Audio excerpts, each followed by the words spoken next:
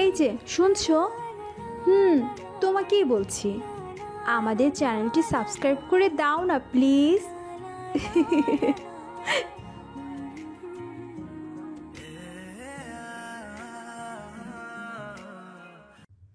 আমি আব্দুল আলিম, বাবা মায়ের একমাত্র ছেলে। তবে বড়লোকের ছেলেদের মতো বাবা মায়ের একমাত্র ছেলে হওয়া সত্ত্বেও আমি কিন্তু অতটাও বিলাসিতায় বড় হইনি। না, আমার বাবা বড় কোনো অফিসার। আমি গ্রামের এক মধ্যবিত্ত ঘরের সন্তান। তবে চোখে হাজারো স্বপ্ন, আর তাই পড়াশোনাতে আমি বরাবরই বেশ ভালো। এবারও ইন্টারে বেশ ভালো রেজাল্ট হওয়াতে আমার গ্রামের সবাই বলল ঢাকায় যেয়ে পড়াশোনা করার জন্য।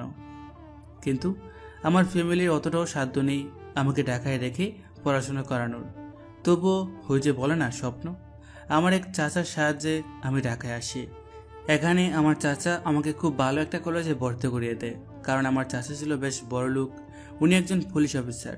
কিন্তু আমি গ্রামের ছেলে হওয়াতে আমার বেশভূষা ছিল নিতান্তই সাধারণ। শহরের ছেলেদের মতো অত টাই স্টাইল বা অতটা হাইফাই চলাফেরা আমার ছিল না। আজ আমার কলেজের প্রথম দিন। কিছুটা ভীত অবস্থাতেই কলেজে প্রবেশ করি, আর প্রবেশ করতেই দেখি কলেজের ভিতরে বড়লোকের ছেলে মেয়েদের স্টাইলিশ চলাফেরা, তাদের হাব ভাব, তাদের পোশাক আশাক সব কিছুই আমার থেকে পুরোটাই আলাদা। একটা কথা, আমি যদিও মধ্যবিত্ত ঘরের ছেলে, তবুও আমি দেখতে মাশাআল্লাহ। ছোটবেলায় সবাই বলতো আমি নাকি ভুল করে এই ফ্যামিলিতে জন্ম নিয়েছি। আমার নাকি জন্ম নেওয়া দরকার ছিল রাজার মতো পরিবারে, কারণ ছোটবেলা থেকে আমি দেখতে বেশ কিউট ছিলাম, আর এখনও দেখতে মাশাআল্লাহ কোনো হিরোদের থেকে কম নয়। তবে আমার চলাফেরা কিছুটা গ্রাম্য ছেলেদের মতো। যাই হোক, আমি কলেজের ভিতরে ঢুকে দৃঢ় পায়ে যখন এগিয়ে যাচ্ছিলাম, তখনই হঠাৎ করে কোথা থেকে একটা মেয়ে এসে আমাকে জড়িয়ে ধরে আর বলে, ও জানো, কই ছিলে তুমি? আমি সেই কখন থেকে তোমার জন্য অপেক্ষা করেই যাচ্ছি। আর তোমাকে কি না এতক্ষণে আসার সময় হলো? এই, তোমার কি সময়ের কাণ্ডজ্ঞান বলতে কিচ্ছু নেই? আমাকে এভাবে অপেক্ষা না করলেও পারতে। আর ঠিক তখনই ৩-৪টা মেয়ে এসে দাঁড়ায় ওদের পাশে। সেখান থেকে জিনিয়া নামে একটা মেয়ে বলে ওঠে, এ আখি, এই কি তোর সেই আইটেম বই? আখি মুচকি মুচকি হাসে আর বলে, হ্যাঁ গো, এই হচ্ছে আমার স্বপ্নের পুরুষ। খানিকক্ষণ বাদেই সেখানে উপস্থিত হয় দুটো ছেলে। তাদের মতো একজন দেখতে বেশ হ্যান্ডসাম এবং কালো একটা হুডি পরায় ছেলেটাকে বেশ লাগছিল। ছেলেটা এসে পাশে দাঁড়িয়ে বলতে থাকে, এই কি, তুমি এই ছেলেটাকে এইভাবে জড়িয়ে ধরে আছো কেন? সরে আছো এখান থেকে। কেন সরে আসবো? কে? ও হচ্ছে আমার স্বপ্নের পুরুষ, আর আমি আমার স্বপ্নের পুরুষের হাত ধরে থাকবো, এইটা স্বাভাবিক না? ছেলেটা তখন বলে ওঠে, মাথা গরম করাইও না। আমার মাথা যদি একবার গরম হয় না, তবে বুঝতেই পারছো কি হবে। আখি হেসে মুখ উঠিয়ে ছেলেটার মুখের দিকে তাকিয়ে বলে, কি হবে সেটা বেশ বুঝতে পারি, তবে আই ডোন্ট কেয়ার। ওইসব ফালতু হুমকি আমাকে দেখাবে না বলে দিলাম। একদম জিসান। ছেলেটা রাগী চোখে আখির দিকে তাকিয়ে বলে ওঠে, ও আচ্ছা, তাহলে তুমি ওর হাত ছাড়বে না আর আমার কথাও শুনবে না? ঠিক আছে, আমি তোমাকে পরে দেখে নিব। বলেই সে সেখান থেকে ওই ছেলেটাকে সাথে নিয়ে চলে যায়। আর এদিকে অন্য মেয়েগুলো হাঁ হয়েও ছেলেটার যাওয়ার দিকে তাকিয়ে থাকে। ছেলেটা চলে যাওয়ার পরই মেয়েটা আমার থেকে সরে যে একটু দূরে দাঁড়িয়ে বলে, এই ছেলে, এতক্ষণ ধরেছিলাম, আর এই যে স্বপ্নের পুরুষ টুরুষ হাবিজাবি বললাম, তাতে করে যেন আবার এইটা সত্যি মনে করে নিও না। এগুলো সব ফ্যাক্ট। শুধুমাত্র ওই ছেলেটার হাত থেকে বাঁচার জন্য এমনটা করেছি। ভুলেও যেন এই কথা আবার কলেজের সবাইকে বলে বেরিও না, মনে থাকে যেন। আর হ্যাঁ, এই কলেজে নতুন নাকি? দেখে তো মনে হচ্ছে নতুন। জি, আমি আজই প্রথম এই কলেজে আসলাম। ও আচ্ছা, সেই জন্যই তো বেশভূষা এরকম কেন মনে হচ্ছে। গ্রাম থেকে উঠে এসেছো তো, গ্রামের ছেলে হয়ে এই কলেজে চান্স পেলে কি করে? তবে যাই বলো, দেখতে পুরোই রসগোল্লা। নতুন তো, ধীরে ধীরে সব জেনে যাবে। তো কোন ডিপার্টমেন্টের, কোন year? Psychology department, first year. ও আচ্ছা, জুনিয়র। আমি তোমার সিনিয়র আপু। শুধু আমি নেই, এই যে এখানে দেখছো, সবাই তোমার সিনিয়র আপু। অতএব এখন থেকে সম্মান করে চলবে, মনে থাকে যেন। বলেই মেয়েগুলো সেখান থেকে চলে যায়। আর আলিম বোকার মতন হতভম্ব হয়ে হাঁ হয়ে গেল, সেখানেই দাঁড়িয়ে থাকে। এতক্ষণ কি হলো ওর সাথে, সবকিছু যেন ওর মাথার উপর দিয়ে চলে গেল। প্রথম দিনে এই অবস্থা, বাকি দিনগুলোতে যে কি হবে ওর সাথে সেটা ভেবেই ওর কলিজার পানি শুকিয়ে গেল। তারপরেই ধীরে ধীরে সামনে গিয়ে একজনকে জিজ্ঞেস করে ক্লাসরুমে চলে গেল। ক্লাসরুমে যেতেই ক্লাসের সবাই যেন ওর দিকে এমনভাবে তাকালো যেন তারা চিড়িয়াখানার কোনো জীব দেখছে। ধীর পায়ে এগিয়ে যেই ডানে বামে তাকিয়ে তারপর একটা বেঞ্চ দেখে সেখানে যে চুপচাপ বসে পড়ল। 1 ঘন্টা পরে গেল, একটু পরেই ক্লাসে স্যার চলে আসে, আর সাথে সাথে দরজার সামনে থেকে একটা ছেলে আর একটা মেয়ে খুব জোরে জোরে নিঃশ্বাস নিতে নিতে বলে ওঠে, may I coming sir? No, because your late. প্রতিদিন তোমাদের একই কাহিনী, তোমাদেরকে শাস্তি দেওয়ার পরও একই কাহিনী করে যাচ্ছ। তোমরা কোনোদিন ঠিক হবে বলে তো মনে হয় না, বাইরে দাঁড়িয়ে থাকো। তখনই ছেলে মেয়ে দুটো বলে ওঠে, সরি স্যার, আজ ইচ্ছে করে হয়নি, প্লিজ স্যার আজকের মতো আসতে দেন, আর হবে না এমন। এই স্যার কান ধরছি। তখনই স্যার একটা মুচকি হাসি দিয়ে বলে, ঠিক আছে, আজকে শেষবার, পরবর্তীতে আর এমন হলে ক্লাসে ঢুকতে দিব না। ছেলে মেয়ে দুটো হাসতে হাসতে ক্লাসে প্রবেশ করে। আলিমের বেঞ্চে বসে ধপাস করে বসে পড়ে। তাদের দিকে তাকিয়েও একটা মুচকি হাসি দেয়। মেয়েটি বলে ওঠে ইশারায়, নিশ্চয়ই নতুন তুমি। ছেলেটি হাত বাড়িয়ে দিয়ে বলে, হাই, আমি ঈশান, তোমার নাম? আমার নাম আব্দুল আলিম। তখনই পাশ থেকে বেলা বলে ওঠে, হাউ কিউট, আব্দুল আলিম, এত বড় নাম তোমার। ঠিক আছে, এখন থেকে আমরা তোমাকে আলিম বলে ডাকবো। সেদিন থেকে ওদের সাথে আলিমের খুব ভালো বন্ধুত্ব হয়ে যায়। আলিমের চলাফেরা, তার সহজ সরল তাকানো, বোকা বোকা কথা বলা এবং তার কিউটনেসের জন্যই অনেকে মুগ্ধ হয়। কিন্তু তার খ্যাত আনস্মার্ট ভাব দেখে অনেকে আবার নাকও সিটকায়। তারপর ওর সাদাসিধে পোশাক, চুপচাপ স্বভাব আর দরিদ্র পরিবার থেকে আসা, এগুলোতেই যেন সে সবার কাছে হাসির পাত্র হয়ে গেছে। আখি ছিল কলেজের সবচেয়ে জনপ্রিয় মেয়ে। সে পড়াশোনার মেধাবী, বিতর্কে সেরা, সাংস্কৃতিক কার্যক্রমেও নেতৃত্ব দিত। কিন্তু তার মধ্যে একটি দোষ ছিল, সে মানুষকে বাহিরের চেহারা আর অবস্থান দেখে বিচারক করত। আলিম করিডোর দিয়ে হেঁটে যাচ্ছিল, এমন সময় ওর সামনে এসে দাঁড়ায় আখি এবং আরো কতগুলো মেয়েগুলো আলিমকে উদ্দেশ্য করে বলতে থাকে, গ্রামের ছেলে, চলাফেরার অবস্থা তো দেখো, একদম অ্যান্টিক পিস। ওর কথা শুনে কি খুব জোরে হেসে ফেলে এবং অন্য মেয়েগুলো হাসতে থাকে। আলিম খুব লজ্জা পায় এবং মাথা নিচু করে সেখান থেকে চলে যায়। আলিম মনে মনে বলে, শহরের ছেলেমেয়েরা এমন কেন? তবে সবাই এরকম না। বেলা আর ঈশান এরা তো এরকম না। আখির বাবা মোজাম্মেল হোসেন একজন প্রভাবশালী ব্যবসায়ী। আখির চাহিদার কোনো শেষ নেই, সে স্বাধীনভাবেই বড় হয়েছে। তার পরিবারে তার বাবা একটু রক্ষণশীল প্রকৃতির। তিনি চান সবসময় সুশৃঙ্খল জীবনযাপন করতে। আখির বান্ধবী স্নেহা খুব মিষ্টি স্বভাবের ও হাসি খুশি। সে সবসময় সবার সাথে মজা করতে পছন্দ করে। ঈশান খেয়াল করত সব সময় আলিম কেমন যেন একটু মন মরা হয়ে থাকে এবং সবাই তাকে অপমান করলেও, খারাপ কিছু বললেও সে কোনো ধরনের প্রতিবাদ করে না। একদিন ঈশান আলিমকে বলে, আচ্ছা আলিম, তোমাকে একটা কথা বলি, তুমি সবসময় এরকম মন মরা হয়ে থাকো কেন? অনেকেই তোমাকে নিয়ে হাসি তামাশা করে, তুমি তাদেরকে কোনো জবাব দাও না কেন? আমি তোমাদের মতো অত বড় লোকের ছেলে না। তাছাড়া আমি ওই কলেজে নতুন, আমার সাথে তোমাদের সবার সাথে মানায় না। ওরা আমাকে নিয়ে হাসি ঠাট্টা করে, ঠিক আছে।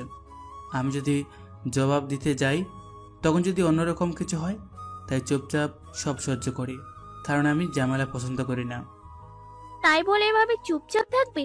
তাহলে তো তোমাকে নিয়ে সবাই হাসি ঠাট্টা করবে, তোমাকে তামাশার পাত্র বানাবে। এটা ঠিক না।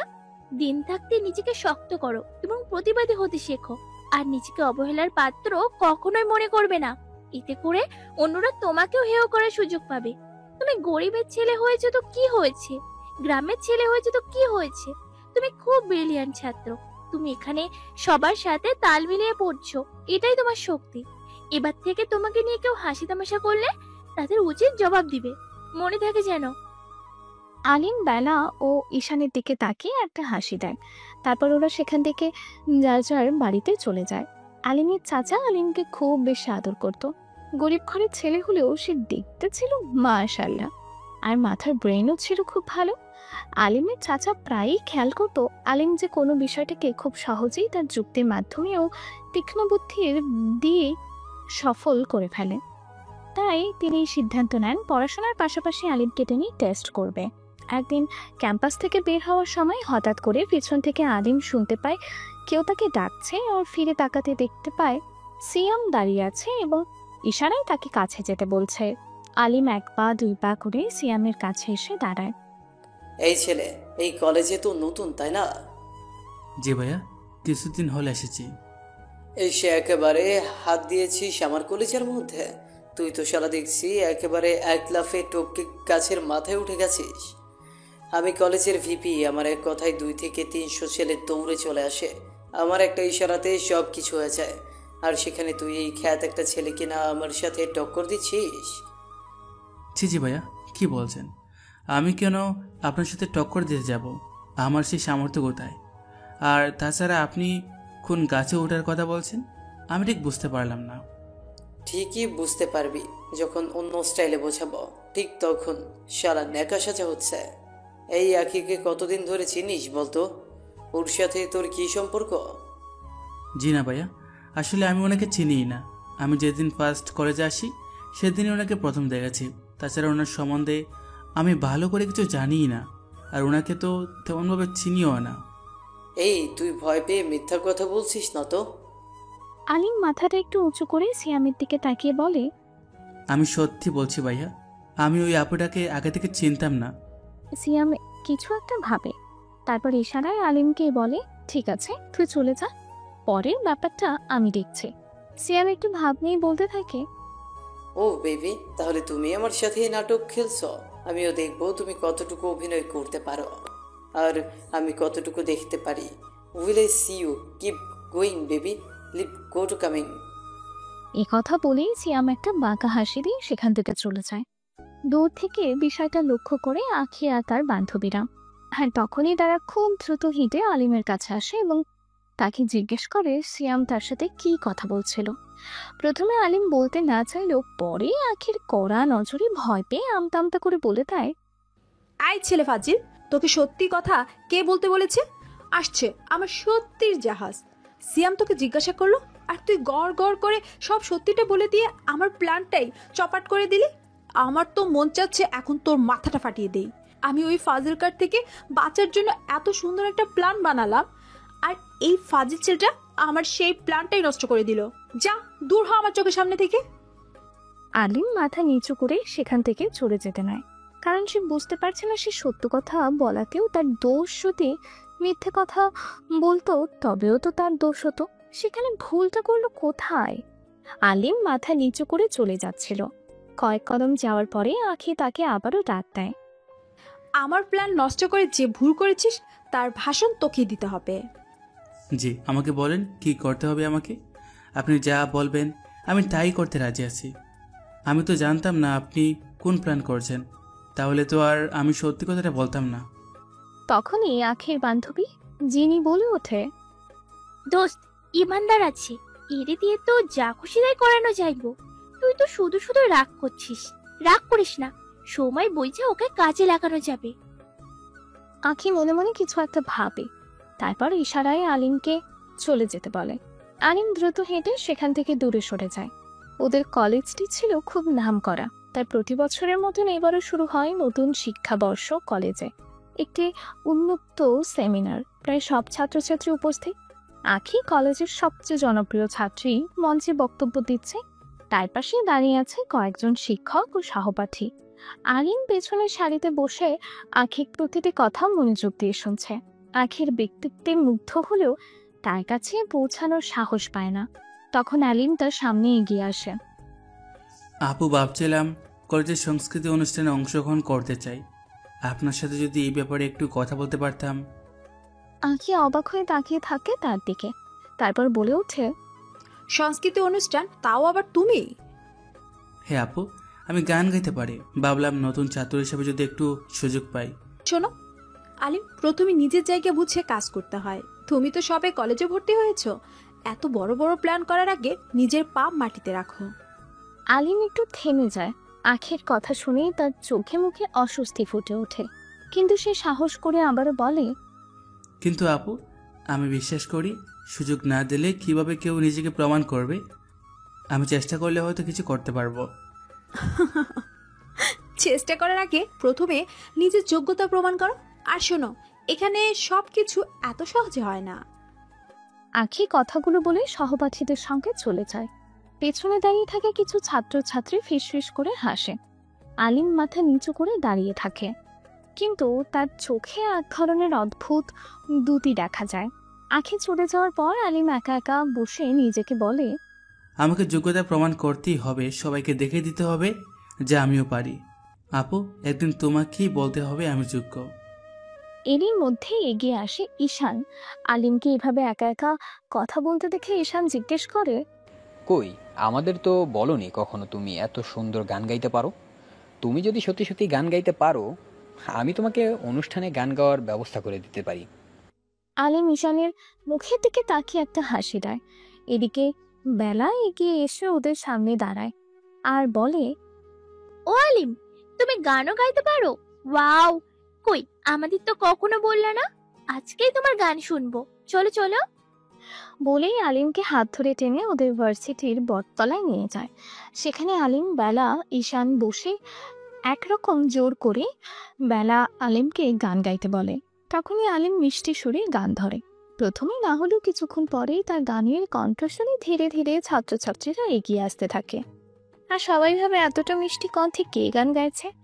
একজন দুজন করে এইভাবে আস্তে আস্তে প্রায় অনেক ছাত্রছাত্রী এসে আলিমের গান শোনে এবং তারা সবাই আলিমকে খুব প্রশংসা করতে থাকে। সবার মুখে আলিমের এত প্রশংসা শুনে দূর থেকে আঁখি রাগে ফেটে পড়ে। তবে যতই রাগ করুক, তাই কিন্তু আলিমের গান খুব পছন্দ হয়। আর এইভাবেই সে অনুষ্ঠানে গান গাওয়ার সুযোগ পেয়ে যায়।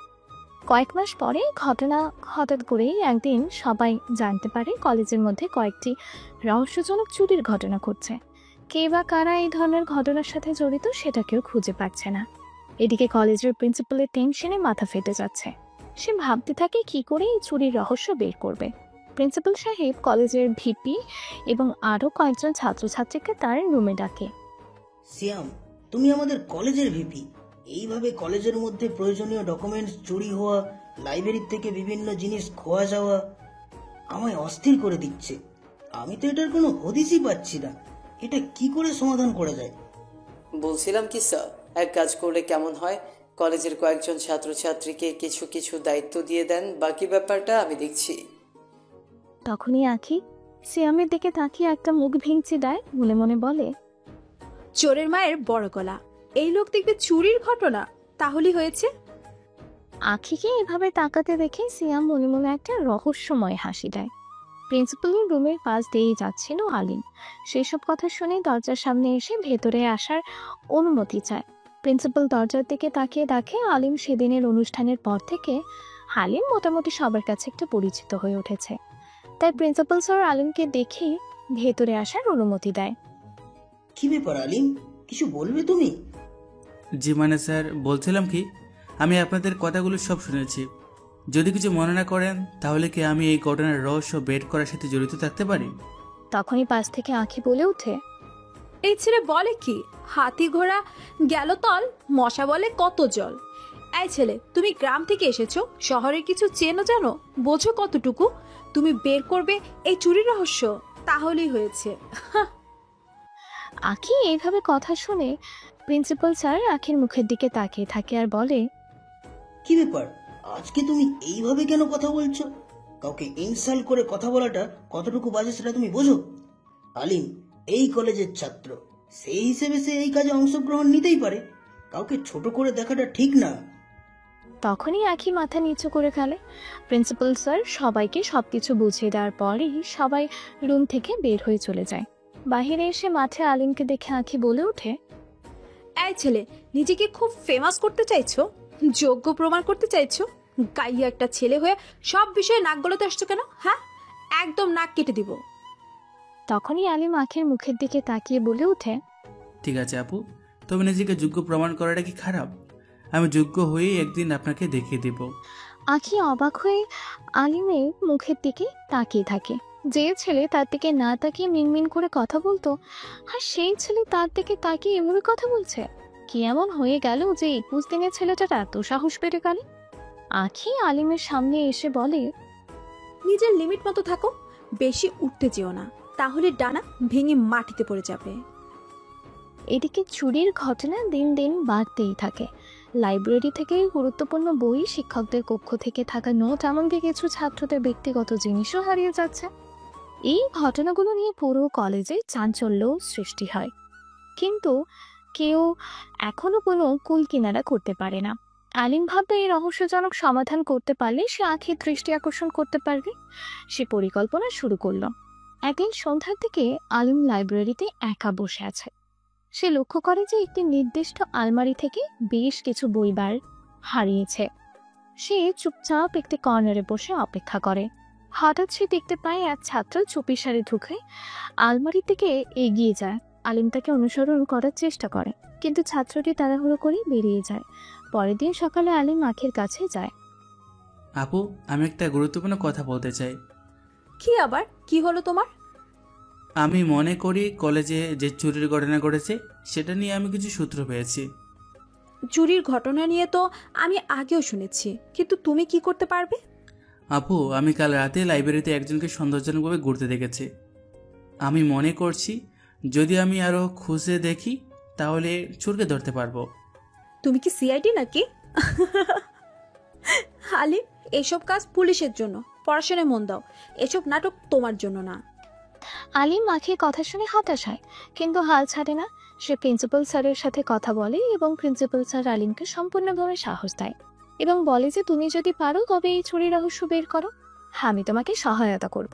তখনই আলিম সাহস পায় আর উঠে পড়ে লাগে চুরির রহস্য বের করার জন্য। এখানে আলিমের সাথে সাথ দেয় বেলা ও ঈশান। সেদিন রাতেই আলিম সিদ্ধান্ত নেয় যে সে একাই রহস্যের সমাধান করবে। নিজের পরিচয় আড়াল করতে সে ছদ্মবেশ ধারণ করে। সাধারণ পোশাক বদলে কালো শার্ট, কালো ক্যাফে আর মুখে একটি মাস্ক পরে নেয়। সেই রাতে কলেজের ক্যাম্পাসে সে দারোয়ানের মতো সেজে ঘুরতে থাকে।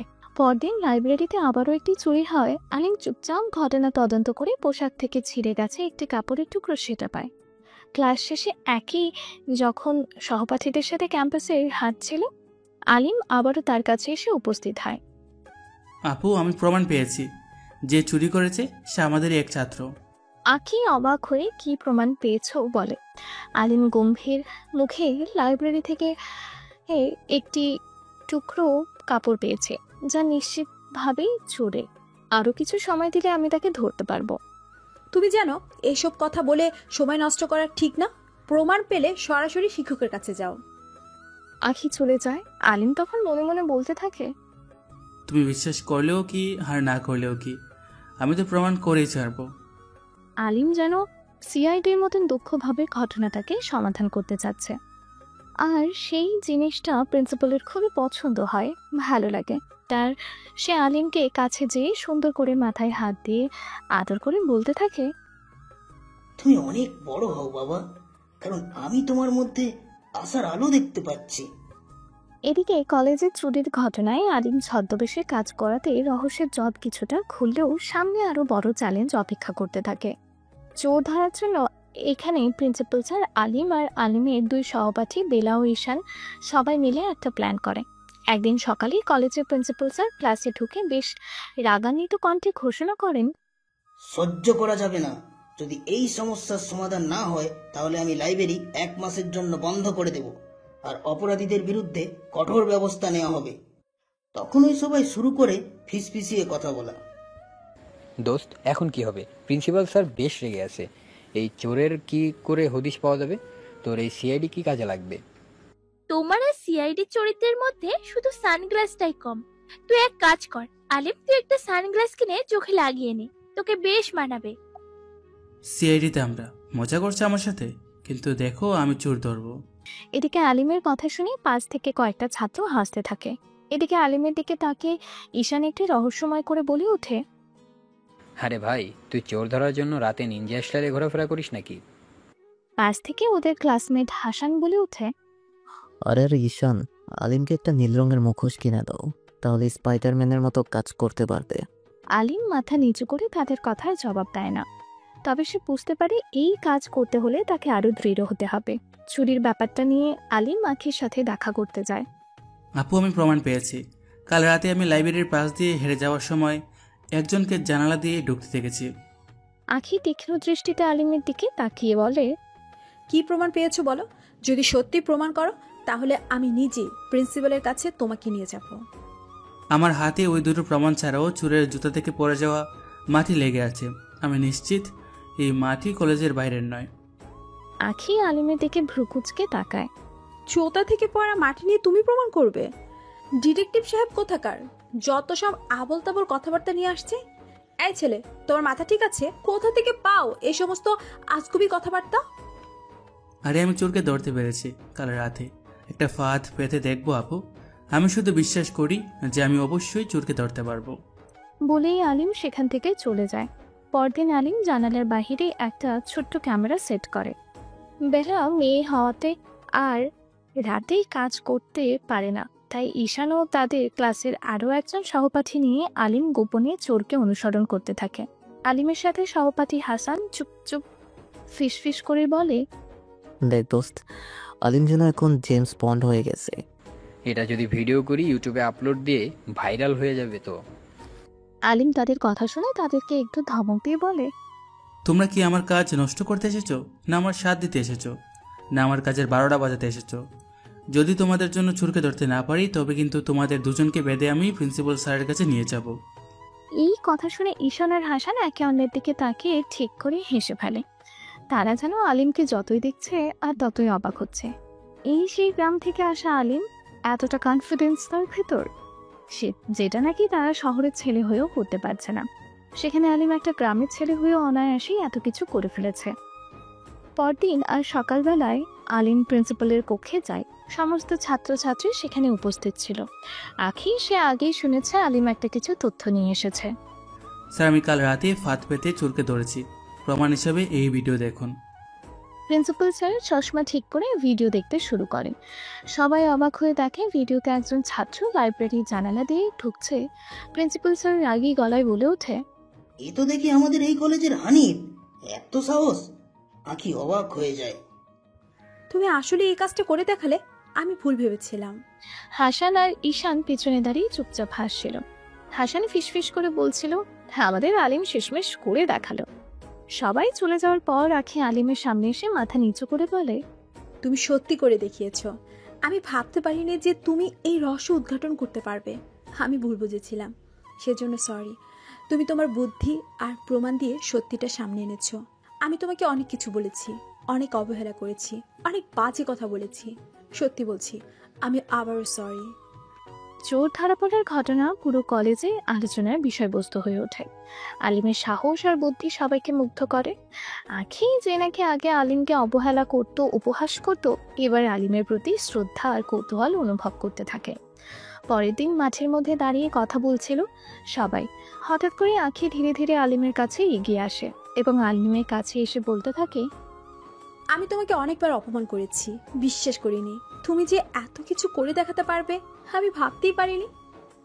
আপু, আপনার কোনো দোষ নেই। অনেকেই তো আমাকে ছোট করে দেখে, কিন্তু আমি জানতাম যদি নিজের কাজটা ঠিকভাবে করতে পারি তাহলে একদিন সবাই আমাকে বিশ্বাস করবে। তুমি আমাকে আপু ডাকো কেন? আমার তো এখন মনে হচ্ছে আমি তোমার কাছে অনেক কিছু শিখতে পারবো, আর শেখার ক্ষেত্রে আমি তোমার কাছে ছোট। আলিম একটু লজ্জা পেয়ে বলে, আপনার প্রতি সম্মান দেখাতেই তো আপু বলি। আমাকে এখন থেকে শুধু আখি বলে ডাকবে। আলিম চুপ করে থাকে। আখির এই পরিবর্তনে সে কিছুটা হতবাক হয়ে যায়। আলিম, জানো, আমি অনেক দিন ধরে ভেবেছি বুদ্ধিমান ছেলেরা সবসময় গম্ভীর হয়, কিন্তু তুমি কিছুটা ভিন্ন। বুদ্ধিমান হওয়ার আর চেষ্টা করার এক জিনিস নয়। আমি শুধু চেষ্টা করেছি। তোমার এই গুণটা আমাকে মুগ্ধ করেছে। তোমার চোখে এমন কিছু আছে যা আমাকে কেমন যেন টানে। আলিম অবাক হয়ে আখি চোখের দিকে তাকিয়ে থাকে। তার চোখের এক ধরনের কোমলতা দেখতে পায়, যেটা সে আগে কখনোই দেখেনি। 2 দিন পরের ঘটনা। আখি আলিমের কলেজে ক্যাম্পাসে হাঁটার জন্য ডাকে। তারা পাশাপাশি হাঁটছে। আখিকে কিছুটা লাজুক বলেই মনে হচ্ছে। আলিম, তোমার কি কখনো মনে হয়নি যে কেউ তোমার পাশে থাকবে, তোমাকে অনুপ্রাণিত করবে, তোমার কাজে তোমাকে সাপোর্ট করবে? আমার জীবনে এরকম কেউ ছিল না, কিন্তু আমি সবসময় নিজেকে প্রমাণ করার চেষ্টা করেছি। আখি আলিমের দিকে তাকিয়ে বলে, এখন থেকে তোমার পাশে কেউ থাকুক বা না থাকুক, আমি সব সময় থাকবো। তোমার সব কাজে আমাকে কাছে পাবে। আমি তোমার সব ধরনের কাজে সহায়তা করব। আমি তোমার পাশে ছায়ার মতো থাকতে চাই। আলিম কিছুটা অবাক হয়ে যায়। আলিম আখির দিকে তাকিয়ে বলে, আপনি যদি আমার পাশে থাকেন তাহলে আমার অনেক কিছুই সহজ হয়ে যাবে। এই কথা শুনে আখি কিছুটা লজ্জা পায়। তার মুখে এক চিলতে হাসি দেখা দেয়। এভাবেই যেন আলিম আর আখি কাছাকাছি আসতে শুরু করে। পূর্বের সমস্ত তিক্ততা ভুলে যেয়ে আখি ধীরে ধীরে আলিমের প্রতি দুর্বল হতে থাকে। এমনি মাশাআল্লাহ, আলিম দেখতে ছিল বেশ সুন্দর। তার মধ্যে সে এত ভালো গান গায়, এখন আবার তার মধ্যে এত ট্যালেন্ট দেখে আখির মনে হয় ছেলেটা গ্রাম থেকে আসলেও যেন শহরের সবার থেকে তার মধ্যে আলাদা একটা বিশেষ গুণ আছে। এদিকে কলেজের একটা বার্ষিক অনুষ্ঠান শুরু হয়। সেখানে প্রিন্সিপাল আলিমের প্রতি এতটাই খুশি ছিল যে অনুষ্ঠানের দায়িত্ব আখি আর আলিমকে ভাগ করে দেয়। তাদের দুজনকে একসঙ্গে কাজ করার অনুমতি দেয়। তাদের এই অনুষ্ঠানের কাজ করতে করতে একদিন বেশ রাত হয়ে যায়। হঠাৎ করে আখি আলিমকে ডেকে নিয়ে যায় কলেজের ছাদে। ওরা দুজনেই ছাদের এক কোণে দাঁড়িয়েছিল। রাতের আকাশে অসংখ্য তারা জ্বলছিল। আখি সেদিকে তাকিয়ে আলিমকে বলে, আলিম, তুমি জানো, আমি এতদিন ভাবতাম কলেজের সবচেয়ে যোগ্য ছেলে হতে হলে শুধু নাম যশ থাকতে হয়, কিন্তু তুমি আমাকে ভুল প্রমাণ করেছো। আমার কিছু প্রমাণ করার ইচ্ছা ছিল না। আমি শুধু চাইতাম আপনি যেন আমাকে অবহেলা না করেন, আমাকে যেন আপনি বুঝতে পারেন। আমি শুধু বুঝিনি, বরং তোমার প্রতি এক এক ধরনের ভালো লাগাও তৈরি হয়েছে আমার মধ্যে। আলিম অবাক দৃষ্টিতে আখির দিকে তাকিয়ে বলে, আপনি কি নিশ্চিত? আখি লজ্জামাখা চোখে আলিমের দিকে তাকিয়ে বলে, হ্যাঁ, আমি নিশ্চিত। আর তুমি? আলিম আলতো হেসে বলে, আমার মনে জায়গাটা এমন কারোর জন্য খোলা আছে যে আমাকে বুঝবে, আমার এগিয়ে চলার পথে সঙ্গী হবে। কে সে ব্যক্তি, জানতে পারি কি? আলিম একটু রহস্যময় হাসি দিয়ে বলে, তার জন্য আমার মনের জায়গাটা অনেক আগে তৈরি হয়েছে, শুধু তাকে বলতে সাহস পাচ্ছি না। তখনই আখি হেসে দেয় আর বলে, তাহলে এখন থেকে সাহস জোগাড় করতে থাকো তাকে বলার জন্য, কারণ সে তোমার বলার অপেক্ষায় আছে। আলিম মাথা নাড়ায়। তারা একসঙ্গে তারা ভরা আকাশের দিকে তাকিয়ে থাকে। আখি বলে, ঠিক আছে, আজ থেকে তুমি আর আমি খুব ভালো বন্ধু। আখি আর আলিমের বন্ধুত্ব বাড়তে থাকে। তাদের একসঙ্গে সময় কাটানো, কথা বলা আর আখির চোখে আলিমের জন্য প্রশংসার ঝিলিক দেখে সিয়াম হিংসায় জ্বলে পড়ে ভ্রম হতে থাকে। সিয়ামের মুখে স্পষ্ট হতাশা আর মনের গভীরে হিংসা ছায়া জমে ওঠে, কারণ সিয়াম চায় আখি তার জীবনের একটি গুরুত্বপূর্ণ অংশ হোক। একদিন লাইব্রেরিতে আখি আর আলিম একসঙ্গে বসে কিছু বিষয় নিয়ে আলোচনা করছিল। সিয়াম দূর থেকে তা দেখে সহ্য করতে পারে না। সে এগিয়ে আসে আর বলে, আখি, তোমার মতো একটা মেয়ে এমন একটা সাধারণ ছেলের সঙ্গে বসে এত সময় কাটাচ্ছে, তোমার কি বুঝতে অসুবিধা হচ্ছে? তোমার অবস্থান এইভাবে ক্ষুণ্ণ হচ্ছে, নিজেকে এইভাবে সাধারণ বানিয়ে ফেলছো। আখি হেসে ফেলে, বলে, সিয়াম, যে ছেলেটা কলেজে সুনাম বাঁচানোর জন্য চুরি ধরতে পারে সে আর সাধারণ থাকে না। তুমিও তো কলেজের ভিপি, তুমি কি করেছো? আলিম মৃদু হেসে দিয়েই বলে, ভাই, বড়াই করলে যোগ্যতা প্রমাণ করতে হয়, আপনি কি সেটা করতে পারবেন? সিয়াম গম্ভীর মুখে কটমটিয়ে আলিমের চোখের দিকে তাকিয়ে বলে, তুমি আমাকে কি শিখাচ্ছ? ভিপি হওয়া কি সেটা তুমি জানো নাকি? তোমার সঙ্গে কথা বলে আর লাভ নেই, তুমি কার সঙ্গে মিশছো সেটা দেখো। আখি আলিম একে অপরের দিকে তাকিয়ে হেসে ফেলে। সিয়াম রেগে লাইব্রেরি থেকে বেরিয়ে যায়। হঠাৎ করে প্রিন্সিপাল স্যার, অ্যাডমিন সবাইকে ডাকে একটা মিটিংয়ের জন্য। সেখানে সবাই উপস্থিত ছিল। তার সঙ্গে সিয়াম, আলিম, আখি এরাও ছিল, কিন্তু আখি আলিমের সঙ্গে বসে কথায় ব্যস্ত। আখি, তুমি কি জানো আলিমের মতো সাধারণ ছেলেরা মেয়েদের মন গলানোর জন্য সব ধরনের নাটক করতে উস্তাদ? সাবধান হও, কখন কোন দিন শুনবে আবার তোমাকে পাওয়ার জন্য আলিম চাঁদে গেছে ফুল তুলতে। আখি মৃদু হেসে বলে, শোনো সিয়াম, আলিম যা করেছে সেটা নাটক নয়, বরং তুমি যদি ওর মতো সাহস আর বুদ্ধি দেখাতে পারো, আমি তোমার কথা শুনবো। ভাই, ছাদে ফুল তোলার জন্য না হয় আপনাকে ছেড়ে দিলাম, তবে ভালো করে তুলবেন। আখি আপু যদি খুশি না হয় তাহলে কিন্তু কঠিন বিপদ। সবাই হেসে ওঠে আর সিয়াম অপমানিত বোধ করে। পরের দিনের ঘটনা, ক্যান্টিনে সবাই বসে হইচই করছিল। দূরে একটা টেবিলে পাশাপাশি বসেছিল আলিম আর আখি। সেটা দূর থেকে খেয়াল করে সিয়াম এবং ধীর পায়ে তাদের কাছে এগিয়ে আসে। আখির সামনে এসে বলে ব্যঙ্গ করে, আখি, তুমি জানো তোমার কলেজের একজন মেধাবী ছাত্রের সঙ্গে সময় কাটানো উচিত যাকে দেখলে গর্ব হয়।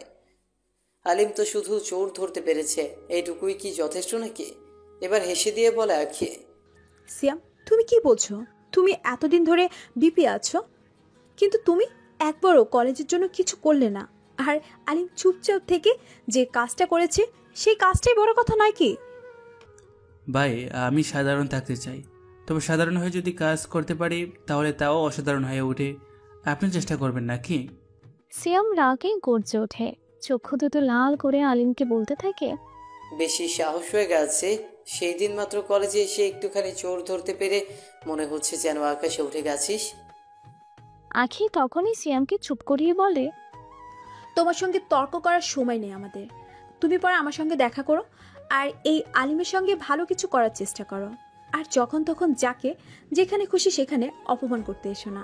জানো তো, ভালো কিছু করার জন্য ভালো মানুষের সঙ্গ থাকতে হয়। আর আমি ঠিক সেই জায়গাতেই আছি। তখনই সিয়াম রাগেই কচকচ করতে করতে সেখান থেকে চলে যায়। রাগ দেখে সিয়ামের দুই ক্লাসমেট হাসা শুরু করে। তারা ক্যান্টিনের পাশে দাঁড়িয়ে সিয়ামকে বলতে থাকে, শ্যাম, তোর মুখে এত রাগ কেন হয়? আলিম তো তোকে ধীরে ধীরে রিপ্লেস করে দিচ্ছে মনে হচ্ছে। তখনই পাশের জন বলে ওঠে, ভাই, এখন থেকে আখিকে আপু বলার অভ্যেস করে দে। আর একটা কাজ কর, আখি আর আলিমকে নিয়ে একটা গান লিখে ফেল। আখি আর আলিম এই জুটি মাখামাখি। সিয়াম রেগে যেয়ে ধমক দিয়ে বলে, তোরা থামবি? আমি এখানে সিরিয়াস আর তোরা মজা নিচ্ছিস? ওই ছেলেটাকে তো আমি দেখেই ছাড়ব। ওই ছেলেটা আখির মাথা খেয়ে ফেলছে।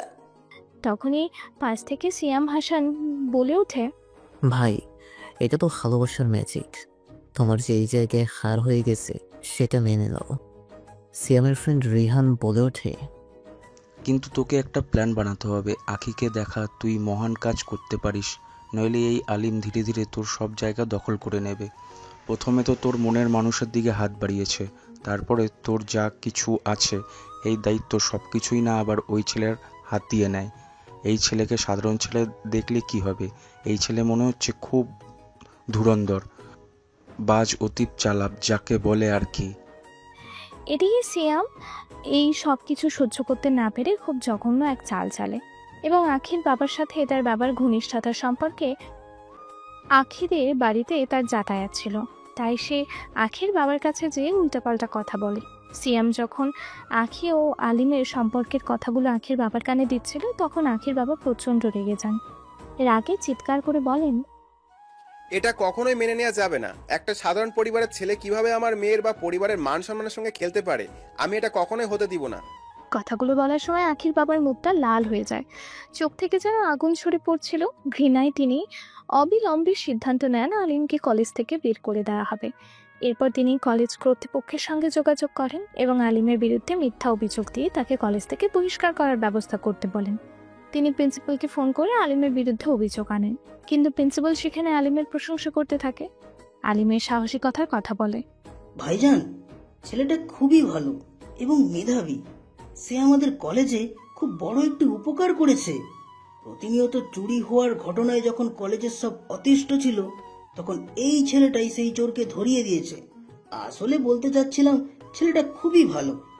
আর তখনই মিজান সাহেব রেগে ওঠেন আর বলেন, প্রফেসর সাহেব, আপনার কলেজের প্রশংসার সাথে সাথে কিছু অপ্রত্যাশিত ঘটনাও ঘটছে। আপনি কি সেটা জানেন? আমি তো খুবই হতাশ। এই ছেলে খুব ধান্দাবাজ। এই ছেলের চরিত্র সমস্যা আছে। সে সবার কাছে ভালো সেজে আমার মেয়েকে বিপথে নিয়ে যাওয়ার চেষ্টা করছে। আমি দ্রুত এর সমাধান চাই এবং যত তাড়াতাড়ি সম্ভব এর সমাধান আপনিও করবেন।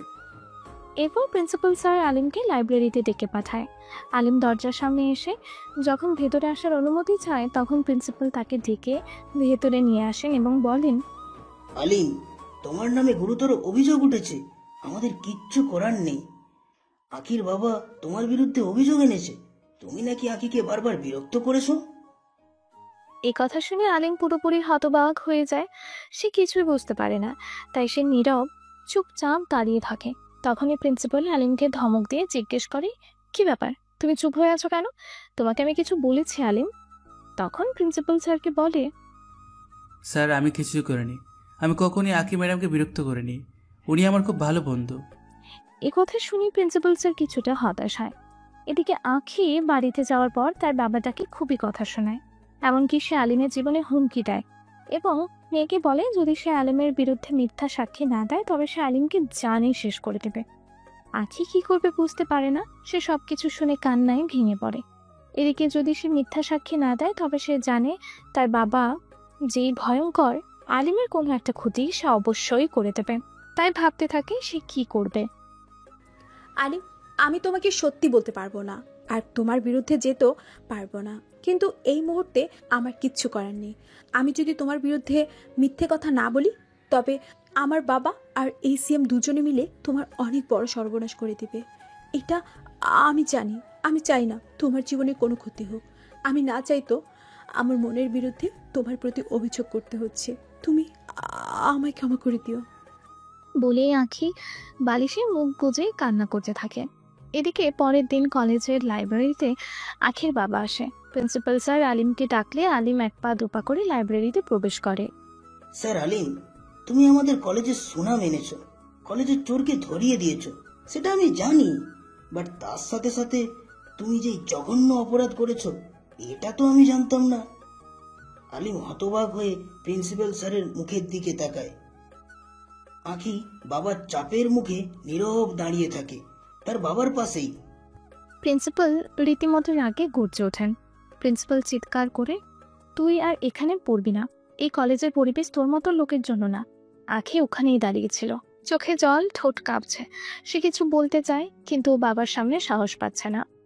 আলিম তাকিয়ে রইল চুপচাপ, মুখে কোনো প্রতিবাদ নেই। বুকের ভেতরে যেন একটা কিছু ভেঙে পড়ল। কলেজ গেটের দিকে হাঁটতে শুরু করলো ধীরে ধীরে। আলিম নিজেকে বলে, একদিনই অপমানের জবাব দেব, তবে প্রতিশোধ নয়, প্রমাণ দিয়ে। আলিম অন্য এক কলেজে ভর্তি হয়। বাইরের জগৎ তার সামনে নতুন দরজা খুলে দেয়।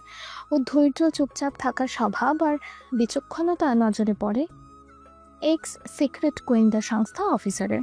একদিন সেই অফিসার ডাকে আলিমকে। তোমার চেহারা সাধারণ, চোখের গভীরতা আছে, তুমি সিআইডির ছায়া এজেন্ট হতে পারো। আলিম তখন অবাক হয়ে অফিসারের দিকে তাকিয়ে বলে, আমার মতো সাধারণ একটা ছেলে আমি কি করে এরকম করতে পারি?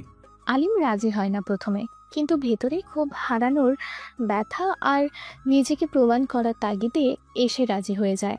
2 বছর পর আলিম ফিরল সেই কলেজে। নতুন পরিচয়, এবার সে স্পেশাল অ্যাসিস্ট্যান্ট ইনভেস্টিগেটর। কলেজে পাঠানো হয়েছে একটা গোপন কেসের তদন্ত করতে।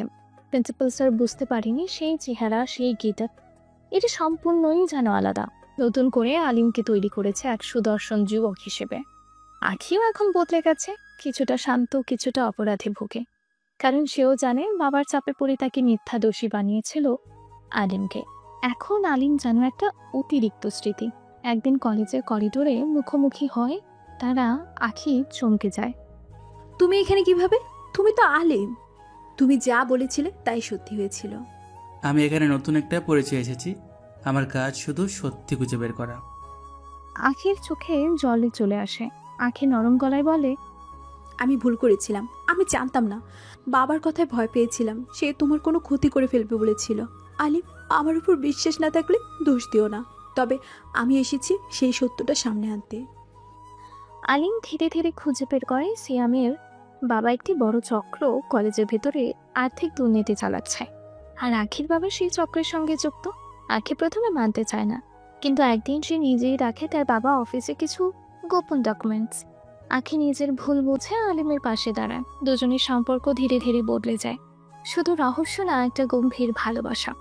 কিন্তু আখি জানে আলিম একজন গোপন এজেন্ট। সব সত্যি আখিকে বলার সুযোগ নেই।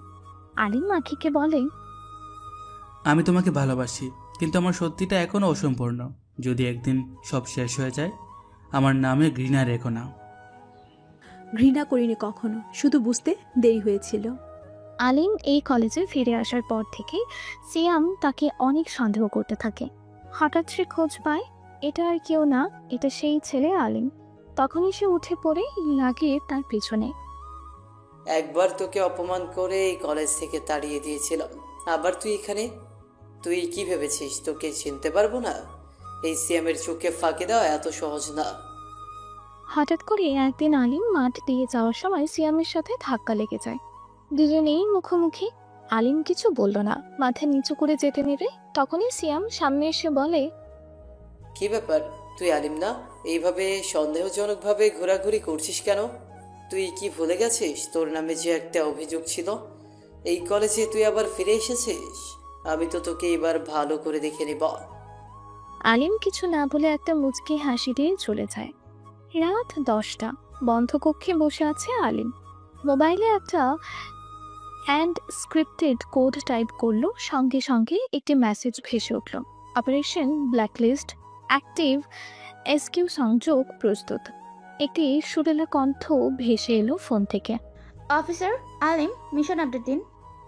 পরিস্থিতি জটিল হচ্ছে। সিয়াম শুধু আখিকে পছন্দ করে না, আমার পরিচয় টের পেয়েছে।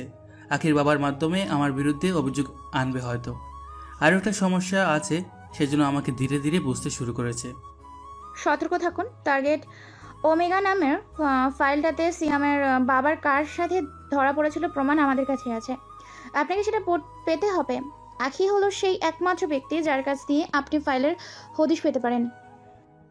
পরদিন সকালে কলেজ ক্যাম্পাসে আখি লাইব্রেরির পেছনে একা বসে সিয়ামের কথাগুলো মাথা বারবার বাজছে। আখি, আমি তোকে ভালোবাসি, কিন্তু এই আলিম যে কোনো সাধারণ ছাত্র না।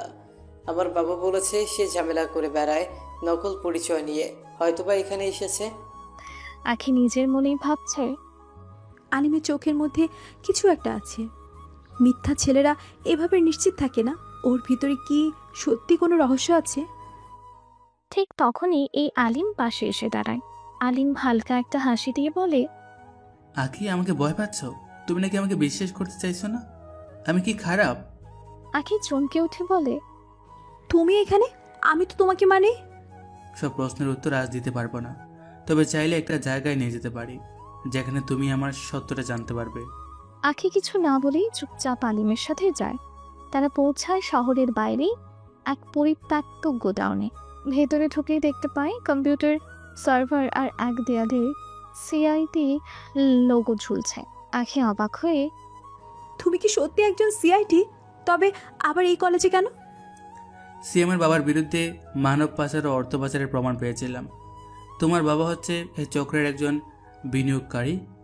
প্রমাণ সংগ্রহের জন্য আমাকে ছদ্মবেশে পাঠানো হয়েছিল। তুমি চ্যানেলের একমাত্র নির্দোষ।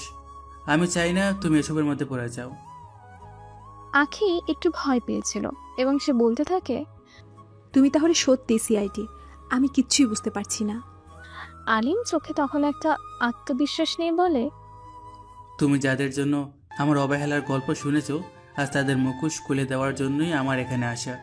আমার জীবন নষ্ট করেছিল যারা, আজ তাদের জন্যই আমি ফিরেছি সিআইডি হয়ে। সে একটা পুরনো দিনের বক্স খুলে দেখায়। সেখানে নানান ডকুমেন্টস, ছবি আর ভিডিও প্রমাণ ছিল। একটা ভিডিওতে দেখা যায় সিয়ামের বাবা আন্তর্জাতিক নারী ও ড্রাগস পাচার চক্রের মাথা। সেই চক্রের স্থানীয় কিছু প্রভাবশালী লোক জড়িত। আখি স্তব্ধ। সে একটা কিছু দেখে অবাক হয়ে যায়। সে স্তব্ধ। সে বলে, এটা তো আমাদের কলেজে স্যার। আলিম মাথা নেড়ে বলে, হ্যাঁ, সে আমার সব থেকে বড় শত্রু, কারণ সে আমার সাথে যে অন্যায় করেছে আমি ফিরে এসেছি তার প্রতিশোধ নিতে।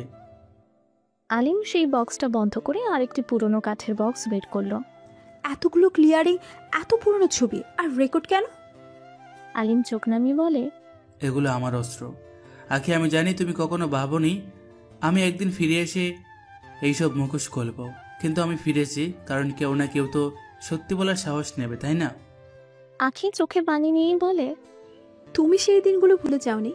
আমি তো কেবল চুপ ছিলাম। তুমি চুপ ছিলে, কিন্তু সেই আমরা কথা বলতো, অপমান করতো, ফেসবুকে রিল বানাতো, গ্রামের খেত ছেলে, গামছা স্টাইল। আমি চুপ ছিলাম কারণ আমার কোনো পরিচয় ছিল না। এখন আমার পরিচয় হয়েছে। এই কথার মাঝে একটা ফোনের বার্তা আসে। ট্রাক বেটি গেটের কাছে পৌঁছে গেছে। ট্রাক বেটি হচ্ছে একটি রহস্যময় চরিত্র। একটি কালো বাইক, মুখ ঢাকা হেলমেট, মাথায় একজন ঢুকে পড়ে সোজা আসে আলিমের সামনে। মাথা থেকে হেলমেট খুলে বলে, ডকুমেন্ট রেডি। টার্গেট এখন স্ক্যানে নেই, কিন্তু আশেপাশে ড্রোন মোতায়েন করেছি। আখি চমকে উঠে বলতে থাকে, কেউ? তুমি তো বললে তুমি একা। আলিম হালকা একটা হাসি দেয় আর বলে, ও হচ্ছে কোড নেম ট্রাক বেটি, আমার পার্টনার, পুরো মিশনে আমার ছায়া। ট্রাক বেটি চোখ টিপে আলিমকে বলে, আর তুমি হচ্ছে সেই মেয়েটা যার জন্য তুমি প্রতি রাতে ট্রিল বাদ দিয়ে ডায়েরি লিখতো।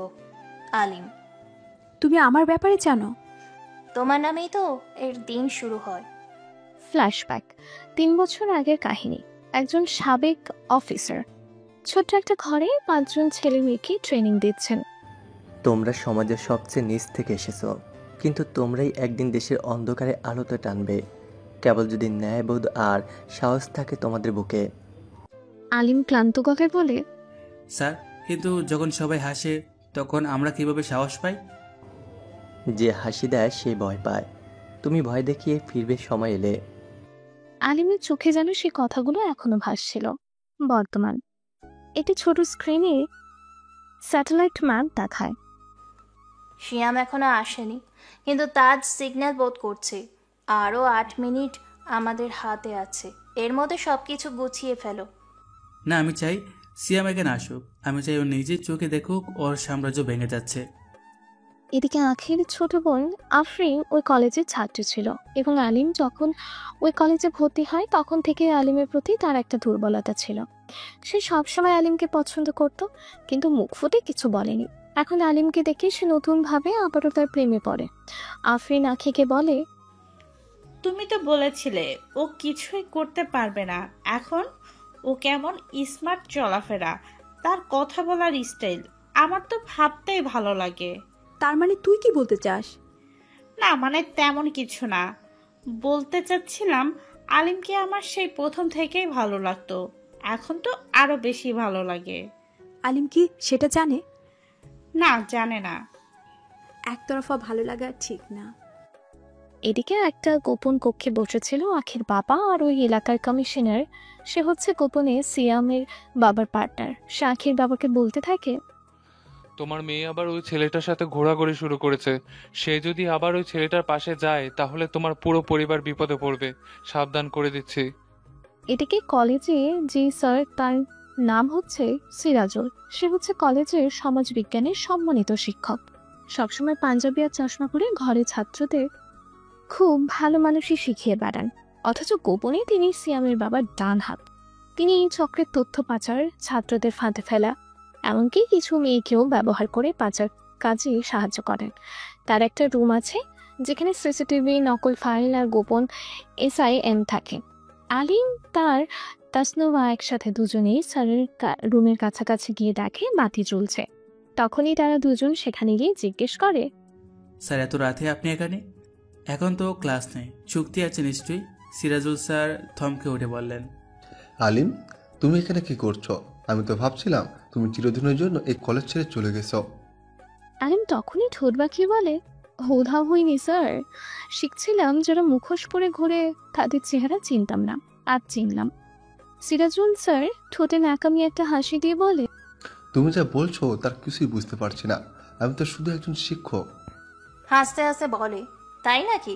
তাহলে এই সিসি ফুটেজগুলো কি বুঝিয়ে দেবেন, যেগুলোতে আপনি ও সিয়ামের বাবা রাত 2টার কলেজ রুমে কাগজপত্র ও টাকার বিনিময় করছেন? সিরাজুল স্যার রেগে উঠে বলতে থাকে, তোমরা জানো না আমি কে? আমি চাইলে তোমাদের জীবন শেষ করে দিতে পারি।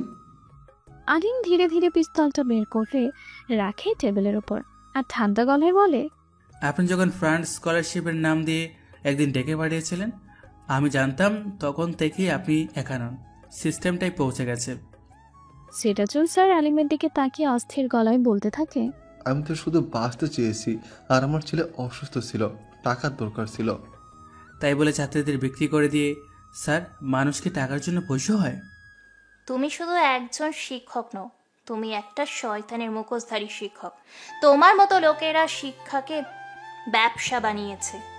আলিম বলে ওঠে, মনে আছে স্যার, 3 বছর আগে একটা মেয়ে নিখোঁজ হয়েছিল এবং তখনই আপনার শেষ ক্লাস ছিল, আর তার মোবাইল লোকেশন ট্র্যাক করে আমাদের ক্লাসরুমটাই দেখা গিয়েছিল।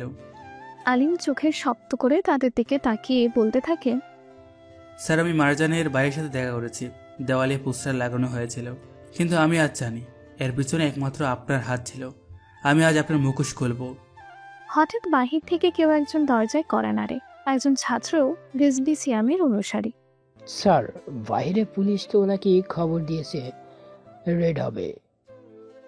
রিয়াজুল স্যার আঁতকে ওঠে আর বলে, তোমরা পুলিশ ডাকলে? আমি তো তোমাদের ভবিষ্যৎ করতে চেয়েছিলাম। না স্যার, আপনি শুধু মেয়েদের ভবিষ্যৎ নষ্ট করছেন আর ছেলেদের অন্ধকার পথে চালিয়েছেন। এখন সময় হয়েছে আপনার জন্য নতুন পাঠ্যসূচি তৈরি করার, আর সেটা হবে জেলের ভিতর থেকে। আখিকে সাথে নিয়ে আলিম একটি পরিত্যক্ত লাইব্রেরির নিচতলার গোপন রুমের উদ্দেশ্যে হাঁটা শুরু করে। পেছনে তাসনুবাও ছিল।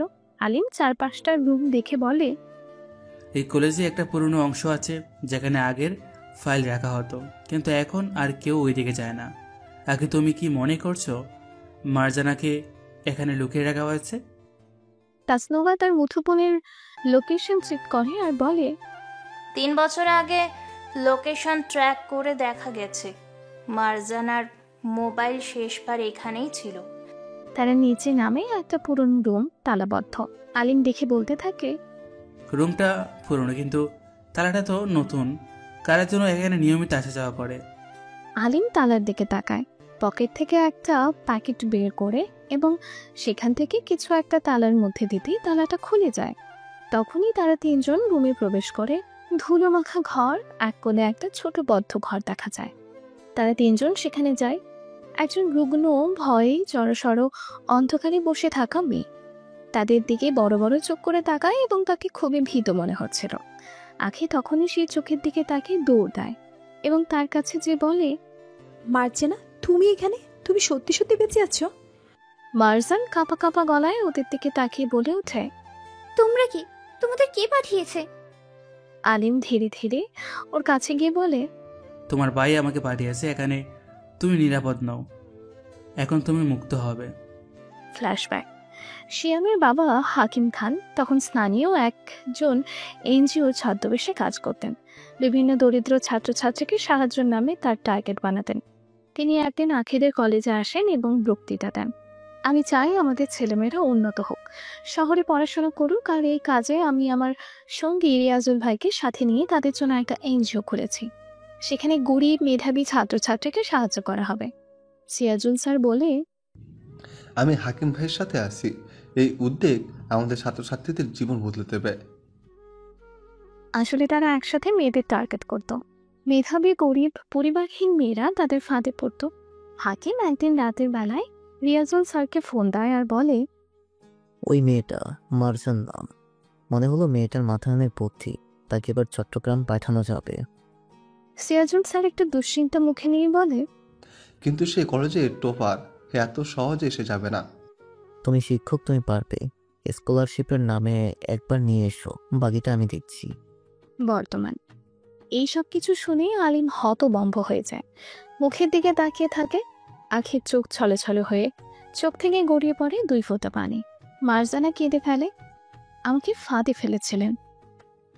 তারপর একদিন আমি অজ্ঞান হয়ে পড়ে যাই। এরপর থেকেই আমি এই ঘরে। আখি রাকে বলতে থাকে, ওই লোকটা শিক্ষক নামের কলঙ্ক। সে একটা পশু। এই ধরনের লোকদের কোনো মাপ নেই। আলিম মারজানকে উদ্দেশ্য করে বলতে থাকে, এখনো সময় আছে, তুমি আবার নিজের জীবন শুরু করতে পারো। আমাদের সঙ্গে থাকো, আমরা তোমাকে এখান থেকে নিয়ে যাব এবং আমাদের সাথেই রাখবো, এবং ওই হাকিম খান এবং তার ছেলের সিয়ামের আসল রূপ বের করব। আলিম তাসনুভার দিকে তাকিয়ে বলতে থাকে, সিয়াম জানে না তার বাবা কে ছিল। আসলে আমরা যদি ওকে মুখোমুখি করি তাহলে এই চক্র ভেঙে পড়বে। তাসনুভা গম্ভীর গলায় আলিমের দিকে তাকিয়ে বলে ওঠে, কিন্তু তার জন্য দরকার শেষ প্রমাণ। একটা ভিডিও রেকর্ড আছে যেখানে সিরাজুল তার ও হাকিম এক ছাত্রীর প্রসঙ্গে কথা বলছিল। আমরা সেটা কালই মিডিয়াতে ছড়িয়ে দিতে পারি, তারপর দেখা যাবে কে কেমন সাহসী। একদিন কলেজের মাঠে সিয়াম একা বসে ফোনে মারজানাকে দেখে চমকে ওঠে। মারজানা, কিন্তু ওরা তো বলেছিল তুমি মরে গেছো। এই ছবি কে পাঠালো? হঠাৎ ফোনে ভিডিও আসে, সিরাজুল স্যার ও হাকিমের গোপন কথোপকথনের ভিডিও ফুটেজ। সিরাজুল ভিডিওতে বলছে, আর একটা মেয়েকে শিপমেন্ট পাঠানোর আগে সাবধানে বোঝাও, এবার কোনো ভুল চলবে না। হাকিম খান ঠান্ডা গলায় বলে, ওটা তোদের মতো ছোট মাছদের সমস্যা, ওদেরকে ভয় দেখিয়ে রাখাই যথেষ্ট। সিয়ামের ফোন হাত থেকে পড়ে যায়। আমার বাবা এই কাজ করতো, তার মানে আমার বাবা একজন জঘন্য নারী ব্যবসায়ী। আখি আলিমের কাঁধে হাত রেখে বলতে থাকে, তুমি এত রিস্ক নিচ্ছ, যদি ওরা আবার তোমার উপর আক্রমণ করে? আলিম হালকা হাসে। রিক্স না নিলে সিআইডি হলাম কি জন্য? রিক্স আজ না হলে কখনোই না। তারা ফাইল বের করতে থাকে। পেছন থেকে বেজে ওঠে কারো পায়ের শব্দ। তাসনুভা চিৎকার করে বলতে থাকে, আলিম সাবধান হও। 3 জন লোক বুক বাঁধা অবস্থায় ঝাঁপিয়ে পড়ে আলিমদের উপর। আখি চিৎকার দেয়। আলিম তাসনুভা একটি পেপার কাটা দিয়ে একজনকে আহত করে। আখি একটা গ্লাসের বোতল ভেঙে আরেকজনের দিকে ছুঁড়ে মারে। আলিম একজনকে মাটিতে ফেলে গলায় চেপে ধরে আর বলতে থাকে, কে পাঠিয়েছে তোদের? আক্রমণকারী কেঁপে কেঁপে উঠে বলতে থাকে, ওরে থামা, হাকিম ভাইয়ের অর্ডার। সিয়াম কিছু গন্ধ পাইছে, আর তোরাই তারে এই গন্ধ পাইতে সাহায্য করছস। তারপর আলিম তাদের দেখে কোথাও চলে যায়। এখানেই তোদের চালান আসতো, আজ আমরা সবকিছু লাইভ দেখাবো। হঠাৎ সিয়াম গাড়ি থেকে নেমে আসে। তার চোখ দুটো লাল, মুখটা থমথমে। সিয়াম বিস্ফোরণ গলায় বলে ওঠে, আমাকে এখানে খবর দিয়ে আনার মানেটা কি আলিম? তখনই আলিম বলে ওঠে, তোমার বাবা একজন নারী ব্যবসায়ী। সিয়াম বিস্ফোরণের মতন গলা করে বলে, তুমি মিথ্যা বলছো আলিম, আমার বাবা এমন হতেই পারে না। আমি 3 বছর ধরে অন্ধকারই ছিলাম তোমার বাবার জন্য। আমি মরিনি, আমাকে আটকে রাখা হয়েছিল। তুই শুধু ওই লোকের ছেলের পরিচয় থাকলে আর কিছু যদি নাই করো তবে তুই অপরাধী হয়ে যাবি, কিন্তু সময়টা তো এখন বদলে দে। আর তখনই গোডাউনের ভেতর থেকে হাকিম নিজেই বের হয়ে আসে, সাথে তার গ্যাং বাহিরে। হাকিম হাসতে হাসতে বলতে থাকে, তোরা তো প্ল্যান করলি আর আমি বসে থাকবো? সিয়াম, তুই আমার ছেলে, তাই তুই এখনই প্রমাণ করছে তুই আমার পক্ষে আছিস। মুহূর্তটা তখনই থমথমে হয়ে যায়।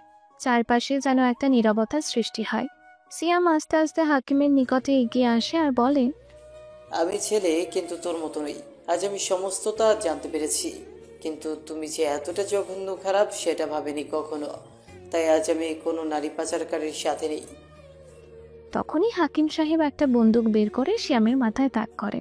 আলিম আখিকে হ্যাচকা টান দিয়ে সাইডে নিয়ে আসে এবং বলতে থাকে, সব প্রমাণ নিয়ে তোমরা বের হও, আমি সিয়ামকে সাহায্য করি। তাসনুভা, আমি লাইভ চালু করেছি, এখন সবাই দেখতে পাচ্ছে ওদের চেহারা। হঠাৎই খুব জোরে একটা শব্দ হয় আর চতুর্দিকে অন্ধকার ছড়িয়ে পড়ে। আলিম আর তাসনুভা বুঝতে পারে এখানে হাকিমের লোকজনের কারসাজি হয়েছে। আর তখনই আলিম আখিকে নিয়ে সেখান থেকে সরে পড়ে। এই চুনোপুটি আসছে আমার মতো লোকের সাথে লড়াই করার জন্য, আমাকে লাইভে দেখাবে। এটা কখনোই সম্ভব নয়। আমার নেটওয়ার্ক এতটাই দুর্বল নয়। ছোট বাচ্চারা এসেছে আমার সাথে খেলতে, কিন্তু তোমরা জানো না, যে খেলা তোমরা শুরু করেছো সেটাতে তোমরাই আউট হবে, আর আমি মজা দেখবো। আলিম একটা ক্যান্টিনে বসে আনমনে কি যেন ভেবে চলছিল। হঠাৎ পেছন থেকে কেউ একজন আলিমের কাঁধে হাত রাখে। আলিম পাশ ফিরে তাকাতেই ডাকে একটা ছেলে। ছেলেটা বলে ওঠে, আমি রাফি, সিয়ামের ছোটবেলার বন্ধু। আমি এখন পুলিশের হয়ে কাজ করি, কিন্তু ভেতর থেকে তোমাকে সাহায্য করা দরকার।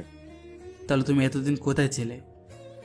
তোমার মতো কেউ একজন দরকার ছিল, এত সাহসী কেউ ছিল না।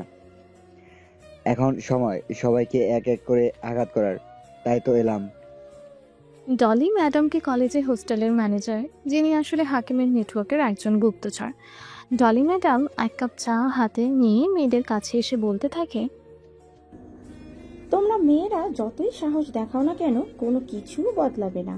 মেয়েদের স্বাধীনতা চাই, স্বাধীনতা চাই বললেই কি আর মেয়েরা স্বাধীনতা হতে পারে? পুরুষ শাসিত সমাজে পুরুষরাই হচ্ছে নেতা, তাই পুরুষদের জগতে নারীরা শিকার হবে, এটাই স্বাভাবিক।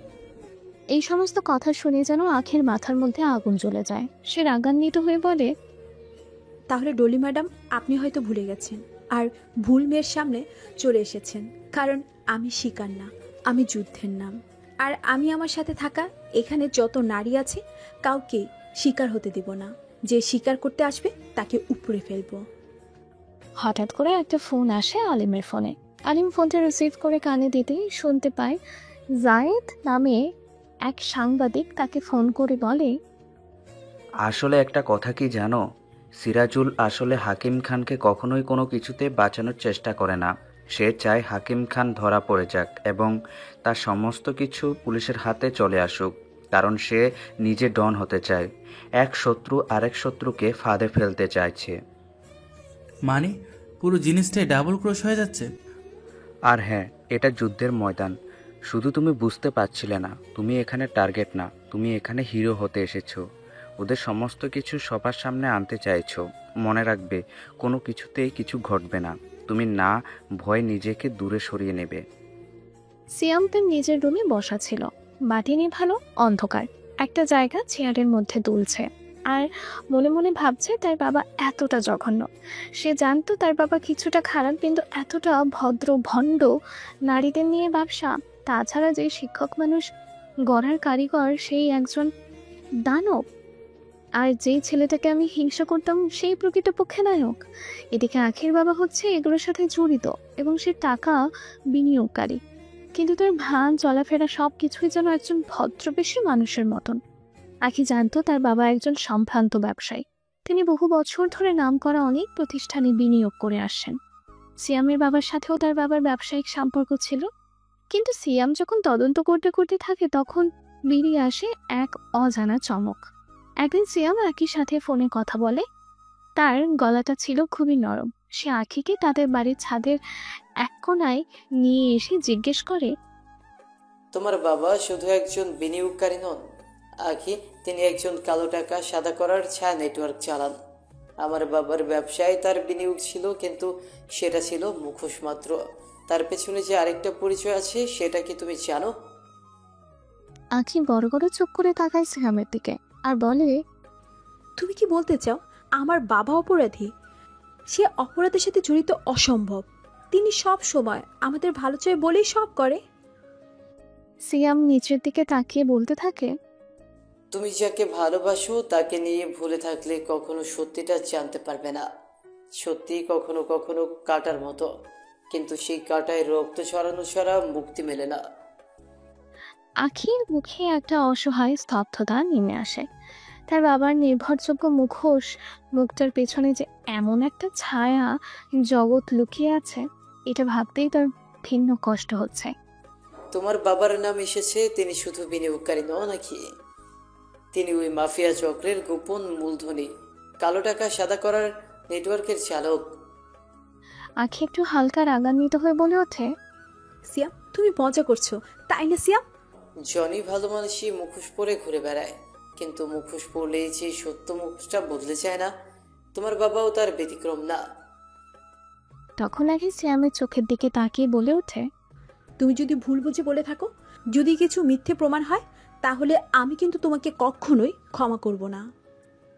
সিয়াম ধীরে ধীরে বলে ওঠে, হ্যাঁ, একটা সময় আমি একটু অন্যরকম ছিলাম, তোমাকেও পছন্দ করতাম খুব। তুমি হয়তো জানো না আমি তোমাকে কতটা ভালোবাসতাম, কিন্তু তুমি তো আলিমের ছিলে। আমি শুধু অপেক্ষায় ছিলাম তোমার। যে কোনো মূল্যে যেভাবেই হোক তোমাকে আমি আমার করে পেতে চাইতাম। অন্য কারোর সাথে তোমাকে আমার সহ্য হতো না, এখনো করি, কিন্তু তাই বলে এই নয় যে আমি তোমার আর তোমার বাবার মধ্যে মিথ্যা কিছু নিয়ে আসব, যাতে করে তোমাকে ভুল বুঝিয়ে তোমার বাবার বিরুদ্ধে দাঁড় করাবো। আমি অনেক বদলে গেছি আখি, তুমি আমাকে যতই ভুল বুঝো আমি সেটা মেনে নিব, কিন্তু আমি সত্যটা এড়িয়ে যেতে পারবো না। আমি এখন বুঝতে পারছি আলিমের মতো ব্রিলিয়ান্ট ছাত্র কেন আজ সিআইডি হয়েছে। রাত অন্ধকার, ঘরে জানালা খোলা। আখি চুপচাপ বিছানায় বসে আছে। আখির বোন আরিবা এসে চুপচাপ তার পাশে বসে সে নরম গলায় বলে ওঠে, তুমি আজ এত চুপ কেন আপু? তোমার চোখ তো বলে দিচ্ছে ভেতরে কিছু ভেঙে পড়েছে তোমার। আখির গলা কাঁপতে কাঁপতে বলে, তুই জানিস আমরা যাকে হিরো ভেবে বড় হয়েছি, বাবা তিনি শুধু ব্যবসায়ী না, তিনি একজন অপরাধীও। আরিবা অবিশ্বাসের মতো কণ্ঠ করে বলে, কি বলছিস? এ তো অসম্ভব। আখি জোর করে নিজেকে ধরে রাখে, বোনের দিকে তাকিয়ে বলে, আমি চাই এটা মিথ্যে হোক, আমি চাই সিয়াম ভুল করুক, কিন্তু যদি বাবা সত্যি অন্যদিকে অন্য জীবনযাপন করে তাহলে আমি তাকে ক্ষমা করব না। প্রয়োজনে আমরা 2 বোন একসাথে থাকবো। আপু, সত্যিটা যাই হোক আমরা সেটা জানবো, বোঝার চেষ্টা করব। শুধু একটা কথা, তুমি ভেঙে পড়ো না, কারণ তুমি যদি ভেঙে পড়ো আমি একা হয়ে যাব। আখি আরিবার হাত ধরে বলে, আমি কথা দিচ্ছি, সত্যি যতই তীব্র হোক আমি সেটা সামনে আনবো, আর আমি তোকে আগলে রাখবো। বাবা যদি অপরাধী হয় তাহলে তাদের কন্যা হয়ে দায়িত্ব নিব, তাকে পুলিশের হাতে তুলে দেওয়ার। আলিম তার সহকর্মীদের সাথে কথা বলছিল। এক পর্যায়ে আলিম বলে, তুমি কি জানো রশিদ সাহেব একজন সফল ব্যবসায়ী, কিন্তু জুবাইর নামে এক কালো টাকা চালক আছে, আর প্রমাণ বলছে তারা একজনই একই মানুষ। তাহলে আকির বাবাই শহরের সবচেয়ে গোপন অপরাধমূলক নেটওয়ার্কের মাথা। হ্যাঁ, আর এটা জানলে আখি ভেঙে পড়বে, কিন্তু সত্য লুকিয়ে রাখা চলবে না। আখি একদিন তার মায়ের রুমের পুরনো আলমারি থেকে একটি ডায়েরি পায়। সেটা ছিল তার মায়ের ডায়েরি। সেই ডায়েরিটা নিয়ে এসে তার রুমের দরজা আটকে যখন খাটের ওপরে বসে, ডায়েরিটি পাতা উল্টাতে থাকে, তখন সে দেখতে পায় ভয়ঙ্কর কিছু লেখা। রশিদ বদলে গেছে, সে এখন ভয়ঙ্কর কিছু লুকায়। আমি ভয় পাই, মেয়েদের মুখে শুনেছি সে অন্ধকার জগতের মানুষদের সঙ্গে মেলামেশা করে। আখি নিজের মনে বলতে থাকে, আম্মু জানতো কিন্তু কিছু বলতে পারেনি, আমি আর চুপ থাকবো না। আখি এখন চায় বাবার বিরুদ্ধে কিছু করতে, কিন্তু তার মনের মধ্যে আলিমের প্রতি অভিমান জমে উঠে যায়, কারণ সে সবকিছু আগে থেকেই জানতো। আখিকে কিচ্ছু বলেনি। একদিন আলিম আখির সাথে দেখা করতে আসলে আখি চোখ দুটো ছলো নিয়ে আলিমের দিকে তাকিয়ে বলে, তুমি আমায় ভালোবাসলে, আমাকে কেন সবকিছু জানালে না? তুমি প্রস্তুত ছিলে নাকি? হ্যাঁ, আমি তোমায় হারাতে চাইনি, কিন্তু সত্যটাও চাপা দিতে পারিনি। তাহলে প্রমাণ করো তুমি শুধু অফিসার না, একজন প্রেমিক যে আমার পাশে থাকবে সত্যি জানার পরও। এর মধ্যে অনেক দিন চলে যায়। ধীরে ধীরে সিয়াম বদলে যায়। নিজের বাবার এত কিছুর পর সে চিন্তা করে তার জীবনটা কতটা ভয়ানক। সে আখিকেও আলিমকে সাহায্য করার সিদ্ধান্ত নেয়। তুই তো জানিস আমি আখিকে ভালোবাসি, কিন্তু সে তোকে চায়, তাই আমি যুদ্ধটা তোদের সাথে একসাথে লড়তে চাই। আলিম হাত বাড়িয়ে সিয়ামের সাথে হ্যান্ডশেক করে আর বলে, তুমি যদি সত্যের পক্ষে থাকো তাহলে তোমাকে আমি ভাই বলে মেনে নিতে পারি। হঠাৎ করে একদিন আখি যখন কিছু গোপন তথ্য নিয়ে যায় থানায় জমা দেওয়ার জন্য, তখন একদল সন্ত্রাসী তাকে অপহরণ করে। আলিম একাই প্ল্যান করে তাকে উদ্ধার করবে এবং তার কাছে যাবে। তখনই সে একটা ফোনে কল পায় এবং সেখানে বাজতে থাকে কারো একজনের কণ্ঠ। সে বলছে, তোর বাবার খেলা শেষ, তুই মেয়ে হয়ে গেছিস, আমাদের জন্য বিপজ্জনক। আখি সেখানে বলছে, আমার রক্ত তোমাদের কালো টাকার চাইতেও লাল, আমি মরেও সত্যি চাপা দিব না। এইসব শুনে যেন আলিম হতভম্ব হয়ে যায়। সে ফোনের এক পাশ থেকে চিৎকার করে বলতে থাকে, তোরা ওকে এক ফোঁটা ছুলে আমি তোদের দুনিয়া পাল্টে দেব। আখের গায়ে যদি একটু ঠোকা পড়ে, তবে মনে রাখিস তোদের তো কোনো চিহ্নই থাকবে না, সাথে তোদের বসকেও আমি নিশ্চিহ্ন করে দেব। তখনই লোকগুলো কারো কাছে ফোন দেয় আর এই সমস্ত কথা জানায়। ওই পাশ থেকে লোকগুলোর কাছে ফোন আসে। ওর হুমকি থামকিতে তোমরা ভয় পাও, তোমাদের যা অর্ডার দেওয়া হয়েছে সেই মোতাবেক কাজ করো। লোকগুলো কল কেটে দিয়ে আখিকে নিয়ে সেখান থেকে চলে যায়। আখিকে নিয়ে আসা হয়েছে কোনো এক নির্জন পুরনো পরিত্যক্ত একটা বাড়িতে। একটা রুমের মধ্যে বন্দি সে, কিছু কিন্তু বুঝতে পারছে না সে একাই এখানে বন্দি না এখানে তার সাথে আরো কেউ আছে, কারণ কিছুক্ষণ পরপরই সে হালকা একটা কান্নার আওয়াজ শুনতে পাচ্ছে। তাই সে চেষ্টা করে কান পেতে ভালো করে শোনার জন্য। যখন সে সম্পূর্ণভাবে মনোযোগ দেওয়ার চেষ্টা করে তখনই সে হালকা কথার আওয়াজ শুনতে পায়। কেউ একজন বলছে, যতই কান্না করিস, কাঁদতে কাঁদতে যদি চোখ অন্ধ হয়ে যায় তবুও কখনো কোনোদিন এখান থেকে বের হতে পারবি না। কাঁদতে মন চাইলে কাঁদ, যত জোরে খুশি তত জোরে কাঁদ, কিন্তু কেঁদেও কোনো লাভ নেই, এটা জেনে রাখিস। কারণ এখানে আসা যায়, কিন্তু এখান থেকে বের হয়ে ফিরে যাওয়া ইম্পসিবল। এটা এমন একটা জায়গা যেখান থেকে ফিরে যাওয়া তো দূরে থাক, বের হওয়াটাও যেন বাঘের মুখ থেকে ফিরে যাওয়া। কখনো দেখেছিস বাঘের মুখ থেকে শিকারকে ছুটে যেতে? তাই মরা কান্না না জুড়ে চুপ করে থাক। আর একবার যদি কানের কাছে কোনো শব্দ পেয়েছি তো যা করতে চাইছিলাম সেটা না করে অন্য কিছু করার চিন্তা ভাবনা করব। তখনই পাশে থেকে কেউ একজন বলে, বস পাখি পাঠাইতে বলছে। তখনই প্রথম লোকটা এগিয়ে আসে একটি সুন্দরী মেয়ের দিকে। তার চারপাশ দিয়ে ঘুরতে থাকে আর বলতে থাকে, আর আজকে রাতের জন্য এই পাখিটাই বেস্ট হবে। বসের জন্য একদম খাসা মনে হচ্ছে, এটাকে নিয়ে যা। মেয়েটা না যেতে চাইলেই জোরাজোরি করলে তখন ওই লোকটা বলে ওঠে, নীরবে যাবি নাকি সেকেন্ড হ্যান্ড হয়ে যাওয়ার ইচ্ছা আছে? বসের বদলে কিন্তু আমি এখানে শুরু করব সবকিছু।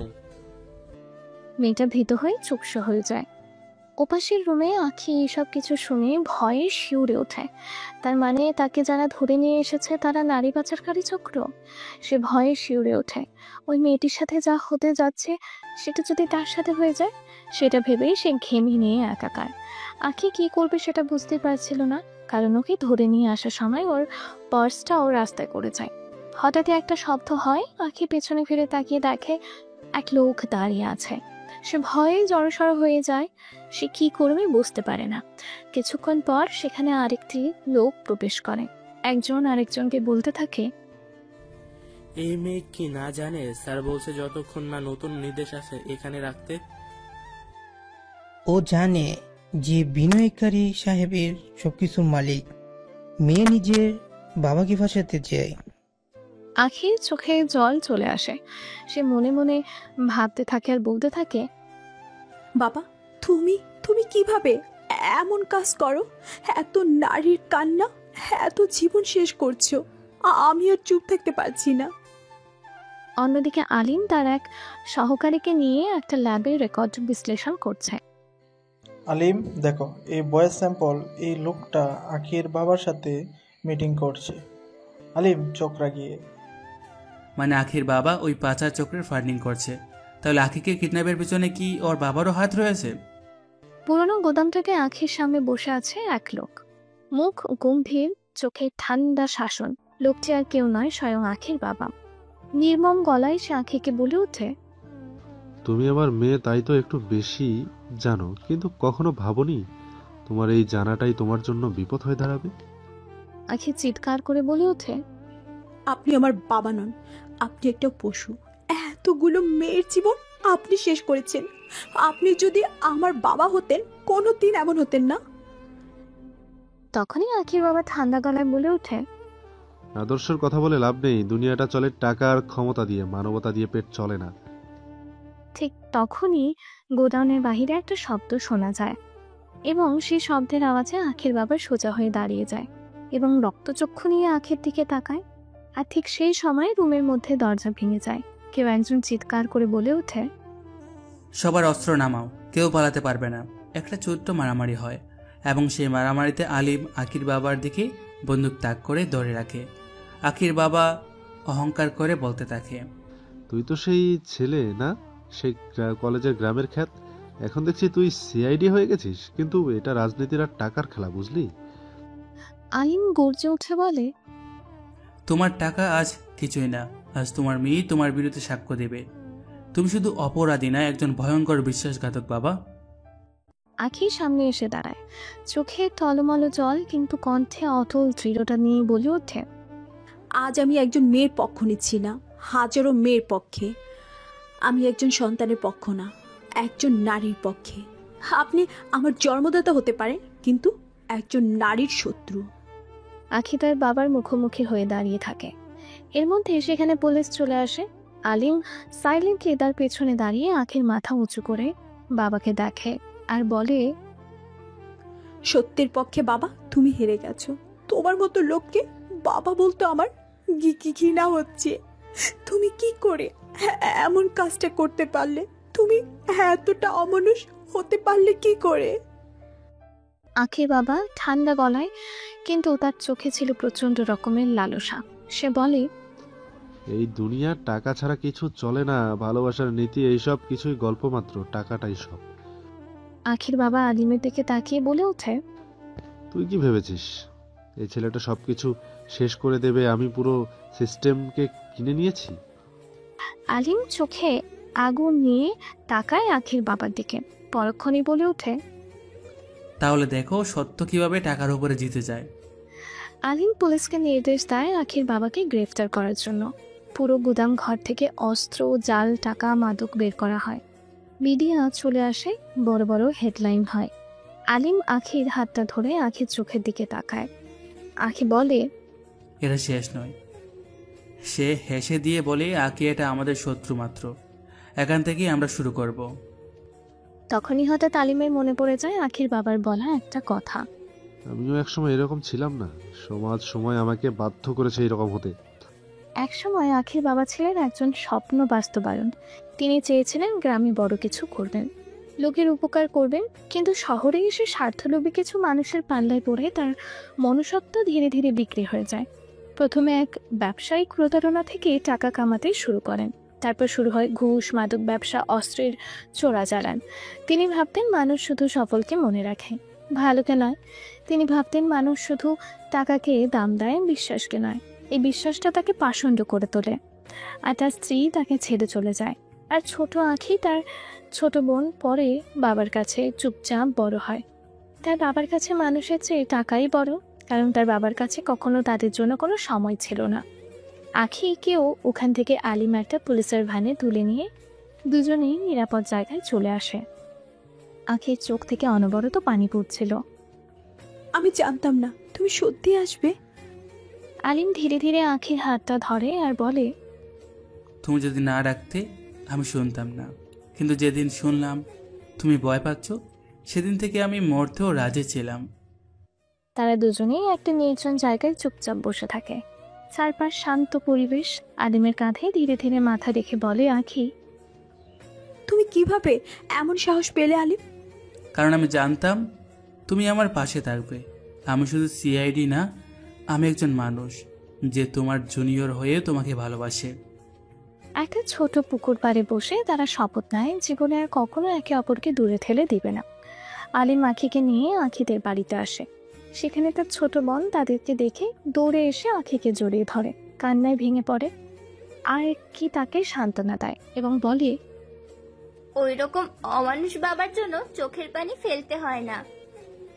দূরে দাঁড়িয়ে ওদের কথাগুলো শুনছিল সিয়াম। সে ধীরে ধীরে এগিয়ে আসে ওদের কাছে। আখি সিয়ামের দিকে তাকিয়ে একটা কথা বলে ওঠে, সিয়াম, আমি যদি তোমাকে কোনো কথা বলি তুমি কি রাখবে? সিয়াম আখির চোখের দিকে তাকায়, ধীরে ধীরে বলে ওঠে, আজ থেকে আমি আবিরার দায়িত্বটা তোমাকে দিতে চাই, তুমি কি নেবে? সিয়াম এক পলক আখির দিকে তাকিয়ে থেকে ধীরে ধীরে এগিয়ে যায় এবং ওর বোনের হাতটি নিজের হাতে নিয়ে নেয়। এটা দেখে আলিম বেশ খুশি হয়ে যায়। আলিম সেখান থেকে আখিকে নিয়ে চিন্তা করে সে তার গ্রামে যাবে, যেখান থেকে সে একদিন এই শহরে এসেছিল। তারপর তারা দুজনেই রওনা হয় তাদের গ্রামের উদ্দেশ্যে। আখি আর আলিম ফিরে আসে সেই পুরনো গ্রামে, যেখান থেকে আলিমের পথ চলা শুরু। চারপাশে এখন মানুষের ভিড়। তারা গর্ব করে বলে, ওই যে আমাদের আলিম, আমাদের গ্রামের গর্ব। বড় মাঠের ধারে দাঁড়িয়ে আলিম বলে ওঠে, এই মাঠে আমি ছোটবেলায় খেলতাম। তখন কি কখনো চিন্তা করেছিলাম যে শহরে যে আমি একদিন সিআইডি হব? তখনই হঠাৎ এক বৃদ্ধ কৃষক এসে কাঁদতে কাঁদতে বলে, তোমার চেহারাটা চেনা চেনা লাগছে। তখনই আলিম কৃষকের গলা জড়িয়ে ধরে বলে, আপনি শহীদ চাচা, আমাকে চিনতে পারছেন না? আমি আপনাদের আলিম। তখনই লোকটা তাকে গলা জড়িয়ে বুকে নিয়ে নেয় আর বলে, হ্যাঁ বাবা, তুই হলি আমাদের গ্রামের গর্ব। টিভিতে তোর সাহসিকতার ভিডিও দেখছি। এই গ্রামের সবাই তোমাকে ভালোবাসে, তুমি কি সেটা জানো? আলিম একটা মুচকি হাসি দিয়ে বলে, আমি জানি, আর আমি আমার গ্রামের উপকার করার জন্য এখানে এসেছি। আখি আলিমের পাশে এসে দাঁড়িয়ে বলে, এই শহর আর গ্রাম সবাই তোমাকে ভালোবাসে, আমিও। আলিম একটা মুচকি হাসি বলে, তুমি আমার প্রথম শহর আখি। তুমি থাকলে সব শহরই আমার গ্রাম্য হয়ে যায়। রাত্রে গ্রামের মানুষদের নিয়ে একটা ছোট অনুষ্ঠান হয়। সেখানে আলিম জানায় সে গ্রামে একটি ইথিক্যাল পুলিশ ট্রেনিং ক্যাম্প খুলবে। সেখানে গ্রামের ছেলেরা সব অফিসার হতে পারবে। এদিকে আখির বাবা গ্রেপ্তার হওয়ার পর মিডিয়ার খবর আসে বড় ব্যবসায়ী ও অপরাধ জগতে হোতা গ্রেফতার। অনেক মাস পরের কথা। একটা সময় আখির বাবাকে আদালতে কাঠগড়ায় ওঠানো হয়। আখি হাজার ভেঙায় মুখ ফিরিয়ে নিয়েও কেন যেন সেখানে না এসে থাকতে পারেনি। আখি দাঁড়িয়ে আছে কোন রুমের এক কোনায়, তার দৃষ্টি স্থায়ী বাবার দিকে। একসময় সেই মানুষটার ছায়ায় বড় হয়ে উঠেছিল। সে আজ এক বিশাল অপরাধী। কত মানুষের অভিশাপ লেগে আছে তার গায়ে, কিন্তু হাজার চেষ্টার পরেও যেন আখি চোখ ফিরিয়ে নিতে পারছে না। হয়তো জন্মদাতা বলে আখি ধীর পায়ে তার বাবার সামনে যায়। এবং চোখের নিচে কান্না চেপে রেখে বলে, এতদিন পরও তুমি আজও টাকাটাকেই সব ভাবো বাবা? আখির বাবা চোখ নিচু করে কণ্ঠ ভারী করে বলে, টাকা ছাড়া জীবন চলে নাকি? আমি যা করতাম তোমাদের ভবিষ্যতের জন্যই করতাম। আমার ভবিষ্যৎ তুমি চুরি করে নিয়েছো। বাবা মা আমাদের ছেড়ে চলে গেছে তোমার কারণে। আমি তো বাবার ছায়া চেয়েছিলাম, অন্ধকার চাইনি, কিন্তু তুমি আমাকে আর আমার বোনকে একটা অন্ধকার জগৎ উপহার দিয়েছো। আখির বাবা চোখ মেলে তাকায় আর আখির চোখের দিকে তাকিয়ে বলে, তুই যখন ছোট ছিলি আমি চেয়েছিলাম তোদের যেন অভাব না হয়। অভাব ভর করে মানুষকে ছোট করে দেয়। আমি সেইটা নিয়েই থাকতাম। আখির বাবা বলে ওঠে, আমি সেই অভাবটাকে ঠেকাতে চেয়েছিলাম। কিন্তু তুমি মানুষকে ঠকিয়ে টাকা কামিয়েছো। অসহায় মানুষদের জমি দখল করে লোকজনকে ভয় দেখিয়ে নারীদের অসম্মান করেছো। বাবা নাকি এমন হয়? আখির বাবা তখন আখির দিকে চোখ মেলে তাকিয়ে নিঃশ্বাস ফেলে বলতে থাকে, তোর মায়ের মৃত্যুর পর আমি ভেঙে পড়েছিলাম, কিন্তু তোর চোখে আমি বারবার নিজেকে খুঁজেছি। হয়তো ভুল করেছি, কিন্তু কখনো তোর মুখটা ভুলে যায়নি। এ কথায় আখি একটু কেঁপে ওঠে। কোঠি রুমে কোলাহল তার কানে আর ঢোকে না, যেন এই মুহূর্তে শুধু তার আর বাবার মধ্যে তার পৃথিবী। বিচারক কঠোর কণ্ঠে বলতে থাকে, আপনি স্বীকার করছেন যে আপনি দীর্ঘদিন ধরে বেআইনি জমি দখল, অর্থ লগ্নি বেআইনিভাবে করেছেন। নারী পাচার, অবৈধ ব্যবসার সাথে আপনি জড়িত। আপনার বিরুদ্ধে সাক্ষী প্রমাণ যথেষ্ট। আপনার শাস্তি ঘোষণা করা হবে আগামী সপ্তাহে। তবে আজকে শুনানির ভিত্তিতে আপনি যদি কোনো অনুতাপ প্রকাশ করতে চান সেটা এখনই সময় করতে পারেন। আখির বাবা একটু থেমে যায়। সে এক পা এগিয়ে দাঁড়ায়। কাঠগোড়ার ভেতর থেকে যেন তার কণ্ঠটা কোটা ধরে প্রতিধ্বনিত হয়। কিন্তু আমি শুধু আদালতের কাছে নয়, আমার মেয়ের কাছেও ক্ষমা চাইতে চাই। আখি, তুই যদি পারিস ক্ষমা করে দিস মা। আমার টাকার অহংকারে আমি মানুষ হারিয়েছি, কিন্তু তোর চোখে আজ আমি আবার মানুষ হতে চাই। কিন্তু এখানে তো অপরাধী শুধু আমি একা নই। একজন অপরাধীকে অপরাধী বানানোর পিছে অনেকের হাত থাকে। আমি চাই তাদেরও শাস্তি হোক। যারা শিক্ষা দেওয়ার নামে অপকর্ম করে সমাজে যুবকদের কলুষিত করে, তাদেরকে বিপথে নেয়। শিক্ষক হয়ে শিক্ষার বদলে অপকর্ম শিক্ষা দেয়, তাদের সাথে মিশে থাকা মানুষগুলোরও শাস্তি হওয়া দরকার। আদালত চত্বর ছিল কানায় কানায় পরিপূর্ণ। মিডিয়া, ক্যামেরা, উকিলের তীক্ষ্ণ চোখ সব মিলিয়ে টান টান উত্তেজনা। আখির বাবার পাশে দাঁড়িয়েছিল মুখোশধারী অপরাধীরা, সেই ভণ্ড শিক্ষক আর ধূর্ত ব্যবসায়ী শিয়ামের বাবা। আলিম উঠে দাঁড়ালো, মুখে দৃঢ় কণ্ঠে গর্জনে বলল, মাননীয় বিচারক, এই কাঠগড়ায় দাঁড়ানো শুধু একজন মানুষের জন্য আমি অভিযোগ করব না, আমি প্রতিটি বাবার জন্য বলবো, যারা মুখে কালি মাখিয়ে সমাজে কলঙ্ক দিয়েছে, মিথ্যার রং মেখে আড়ালে ঘুরে বেড়াচ্ছে। আখির বাবা একজন সাধারণ মানুষ থেকে আজ এই পথে, কিন্তু কিছু অর্থলোভী, মুখোশধারী, ক্ষমতালোভী পুরুষের সান্নিধ্যে এসে তিনি আজ ভয়ঙ্কর অপরাধী।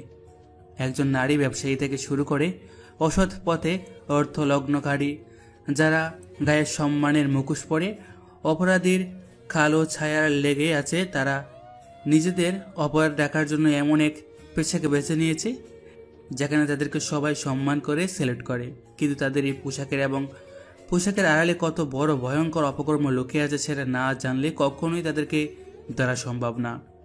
শিক্ষকতার মতো পবিত্র পোশাকে কাজে লাগিয়ে তারা ধরাছোঁয়ার বাইরে থেকে যেতে চায়। এদের ভয়ঙ্কর শাস্তি হওয়া উচিত। তারপর আলিম যেন ক্ষিপ্ত হয়ে শিক্ষকের দিকে হাত বাড়িয়ে বলতে থাকে, আপনি সে, যিনি দিনের আলোয় মানুষকে শিক্ষা দেন, হাদিস পড়ান আর রাতে আধারে মেয়েদের সৌন্দর্যকে পণ্য পরিণত করেন। আপনি কি জানেন আপনি একটা জীবন ধ্বংস করেছেন? এই যুব সমাজ আপনাকে গুরু ভাবত, অথচ আপনি তাদের ফেলে দিয়েছেন অন্ধকারে। আপনি শিক্ষা নন, বিকৃতি দিয়েছেন। আলিম থেমে আখির বাবার দিকে তাকায়। তার মন তখন জবাব চায়। জীবনের সব অপমানের কলেজে করা তাকে অপমান, বিনা কারণে তাকে কলেজ থেকে বের করে দেওয়া, সবাই যেন এক এক করে আলিমের চোখের সামনে ভাসতে থাকে। কত কি না করেছে তাকে নিয়ে সবাই। একটা সময় সে সব কিছু সহ্য করেছিল, আজ যেন তার বুকে সেই কাঁটার মতো ব্যথা দিচ্ছে। রাগ হবে। আলিম যেন এক ভয়ঙ্কর চেহারা নিয়ে বলে ওঠে, সব সত্য বলার সাহস আমার আছে। আমি বলবো এই সমাজকে, দেখাবো যে একটি ভালো মানুষের বিরুদ্ধে দাঁড়িয়ে কুৎসিতরা কখনো কোনোদিনও জিততে পারে না, আর অপরাধী কখনোই পার পেয়ে যায় না, কারণ অপরাধের শেষ একদিন না একদিন হয়েই যায়। আদালত চুপচাপ। সবাই অপেক্ষা করছে। বিচারকের কণ্ঠ ভারী, যেন গলার প্রতিটা শব্দ আখির হৃদয় ছুরি চালাচ্ছে। আখির বাবা দাঁড়িয়ে আছে কাঠগোড়ায়। তার চেহারাটা মলিন, নিস্তব্ধ। তার চোখের চাহনি হয়তো কিছু বলতে চাচ্ছে। তখনই বিচারক তার রায় ঘোষণা করেন। আখির বাবার 7 বছরের কারাদণ্ড হয়, আর সেই শিক্ষক আর শিয়ামের বাবার 10 বছরের সাশ্রম কারাদণ্ড হয়। এক মুহূর্তের জন্য চারিদিকে নিস্তব্ধতা ছড়িয়ে পড়ে। আখি হঠাৎ দাঁড়িয়ে কেঁদে ওঠে। তার চোখে জল নয়, যেন নিজের ভেতরে ভেঙে পড়া একটা পৃথিবী। পাশে তার ছোট বোন কাঁদতে থাকে। আখির চোখে যেন ছিল হাজারো প্রশ্ন। আলিম ধীরে ধীরে এগিয়ে আসে। তার কণ্ঠ স্থির, শান্ত, কিন্তু গভীর। সে আখির কাঁধে হাত রাখে আর বলে, আখি, আমি জানি এটা তোমার জন্য অসম্ভব কষ্টের। আমি জানি এই সত্য কোনো মেয়ে মেনে নিতে পারে না, কিন্তু বাবা যদি অপরাধী শাস্তি না পায় তবে যারা সত্যিকারের নির্দোষ তাদের জন্য অন্যায় হবে। আখি ফুপিয়ে কাঁদে, চোখে কান্না আর অপমানের ছাপ। কিন্তু আমি তো ভেবেছিলাম অন্যরকম। কিন্তু দেখো, আমাদের 2 বোনের জীবনটা কেন অন্য মেয়েদের মতো হলো না? আমাদের বাবা কেন একজন সৎ মানুষ হলো না? আখি, তোমার বাবা হয়তো একজন ভালো মানুষ হতে পারত, কিন্তু সেই ভুল পথে পা দিয়েছে, ভুল মানুষের সঙ্গ নিয়েছে। সে সত্যকে খুঁজে পায়নি, সে অপরাধীকে খুঁজে পেয়েছিল, আর তাই আজ সে অপরাধী। আখির বোন কাঁদতে কাঁদতে বলে, আমরা তাহলে এখন কি করব ভাইয়া? আলিম আলতো করে বলে, তোমাদের এখন মানুষ হতে হবে যেমন তোমার মা চেয়েছিল। তোমাদের কাছে উনি যেমন আশা রেখেছিল, তোমাদেরকে এখন এমন কিছু করতে হবে যাতে করে তোমার বাবার এই অন্যায় শেষ হয়ে আর কোনো মেয়ের বাবা এই পথে না হাঁটে। আখি ধীরে ধীরে দাঁড়ায়। তার চোখে জল আসে, কিন্তু ঠোঁটে কঠিনতা। সে বলে, আমি আমার বাবার বিচার মেনে নিয়েছি। আমার ভালোবাসা তার জন্য থাকবে, কিন্তু অপরাধীকে কখনো ক্ষমা করব না। কারণ নারী কোনো দিন অপূর্ণ ছিল না, আর হবেও না। আর উনি নারীদের অপমান করেছেন। আলিম আকাশের দিকে তাকায়। রোদ পড়েছে, এক টুকরো আলো যেন এসে পড়ে আখির চোখে মুখে। সে মুখ ঘুরিয়ে বলে, এই আলো তোমার আখি। এই যুদ্ধ শুরু সত্যের। মাটি খুব শক্ত, কিন্তু ফল খুব মিষ্টি। চলো, আমাদের সামনে এগোতে হবে। আখির বাবাকে পুলিশের গাড়িতে তোলা হয়। আখির চোখে জল নিয়ে শেষবারের মতো তাকায় তার বাবার দিকে। তার বাবার চোখে অনুতাপ, কিন্তু আখি আর কোনো কথা বলে না। চোখের জলে ধুয়ে ফেলতে চায় অতীতকে। আলিম আর আখি বসে আছে একটি ফাঁকা আকাশের নিচে। ছেড়ে ছেড়ে বাতাস লাগছে তাদের গায়ে। আলিম আখির দিকে তাকিয়ে বলতে থাকে, আখি, ভালোবাসা বলতে কি বোঝায় জানো? আখি চোখ নামিয়ে রেখে বলে, না, জানি না। আলিম হালকা একটু হেসে এগিয়ে আসে আখির কাছে। তার হাতে হাত রেখে বলতে থাকে, যে মেয়েটা নিজের বাবার অপরাধ মেনে নিয়ে সত্যের পাশে দাঁড়াতে পারে, তার হাত ধরে থাকাটাই আমার জীবনের সবচেয়ে সত্যি কাজ। আমি ভেবেছিলাম কেউ আমাকে পুরোটা দিয়ে কখনো ভালোবাসবে না। আমার অতীত, আমার ভাঙা পরিবার, আমার কান্না, সবটা দেখে সে দূরে সরে যাবে। আলিম চুপ করে হাতটা আরো শক্ত করে ধরে আর বলে, আমি তোমাকে ভালোবাসি, শুধু তোমার হাসির জন্য নয়। তোমার কান্নাটাকে আমি ভালোবাসি, কারণ আমি চাই তুমি আমার পাশে থাকো। আমি সব সময় তোমার সঙ্গে ছিলাম এবং থাকবো, এবং আমাদের দুজনের পথ হবে একটাই। আলিম আখিকে হাত ধরে টেনে নিয়ে যায় কোথাও। আখি বারান্দায় দাঁড়িয়ে আছে, চাঁদের দিকে তাকিয়ে। তার পরনে লাল বেনারসি, মুখে হালকা সাজ। আলিম পিছনে এসে আস্তে করে আখির কাঁধে তার চাদর দেয়। আলিম ফিসফিস করে আখির কানের কাছে যেয়ে বলতে থাকে, আজ থেকে তুমি শুধু আমার, শুধু আমার। আজ থেকে কোনো দুঃখ তোমাকে ছুঁয়ে যেতে পারবে না। আখি একটা মুচকি হাসি দিয়ে আলিমের কাঁধে মাথা রাখে আর বলে, আজ থেকে তুমিও আমার, তুমি আমার বিশাল আকাশ, যে আকাশে আমি উড়ে বেড়াবো। আলিম আখির কপালে চুমু দেয় আর বলে, তোমার চোখে আমি নতুন পৃথিবী দেখতে চাই, যেখানে তুমি হবে আমার ভালোবাসার রানী। আখি চোখ বন্ধ করে ফেলে। আলিম আবেশে জড়িয়ে নেয়, আখিকে হাত ধরে নিয়ে যায় রুমের ভেতর। ধীরে ধীরে আখিকে খাটে বসিয়ে তার কোলে মাথা রাখে। আখি আলিমের মাথায় হাত বুলিয়ে দিতে দিতে বলে ওঠে, আজ থেকে আমরা দুজন মিলে সেই পৃথিবী বানাবো, যেটা হবে আমাদের ভালোবাসার রাজত্ব। আমাদের ভালোবাসার দৃষ্টান্ত হিসেবে সামনে এগিয়ে যাবে, আর আমি তোমার ছায়া হয়ে থাকবো। পাশের রুমে বসা ছিল আখির ছোট বোন আর সিয়াম। সিয়াম একটু নার্ভাস, তবু ধীরে ধীরে এগিয়ে যায়। পেছন থেকে ওর ঘাড়ে হাত রাখে আর বলে, আমি নিজেকে নতুনভাবে গড়ে তুলতে চাই। আমি জানি আমি পূর্বে অনেকটাই অপরাধ করেছি, কিন্তু সে অপরাধ বোধেও ভুগছি। তুমি আমার পাশে থাকলে আমি নিজেকে নতুন করে করে নিব। থাকবে তো আমার পাশে? আবিরা মুচকি হেসে সিয়ামের দিকে তাকায়, সিয়ামের বুকে মাথা রাখে, তবে সেই সিয়াম তাকে জড়িয়ে ধরে নেয়। রাত গভীর, অন্ধকারাচ্ছন্ন, পৃথিবী দূরের আকাশে ছোট্ট তারা ঝিকমিক করছে। আলিম ধীরে ধীরে এগিয়ে এসে আখির কোমর জড়িয়ে ধরে। আখি কিছুটা অবাক হয়ে আলিমের দিকে তাকাতেই আলিম বলে ওঠে, ওভাবে তাকাচ্ছ কেন? তাহলে এইভাবে ধরছো কেন? না দলে নতুন পৃথিবী বানাবো কি করে? আখি কিছুটা অবাক হয়ে আলিমের চোখের দিকে তাকায়। আলিম একটা দুষ্টু হাসি দিয়ে বলতে থাকে, আরে শুধু পৃথিবীর হলে হবে না তো, পৃথিবীতে বসবাস করার জন্য লোকজনও তো লাগবে, তাই না?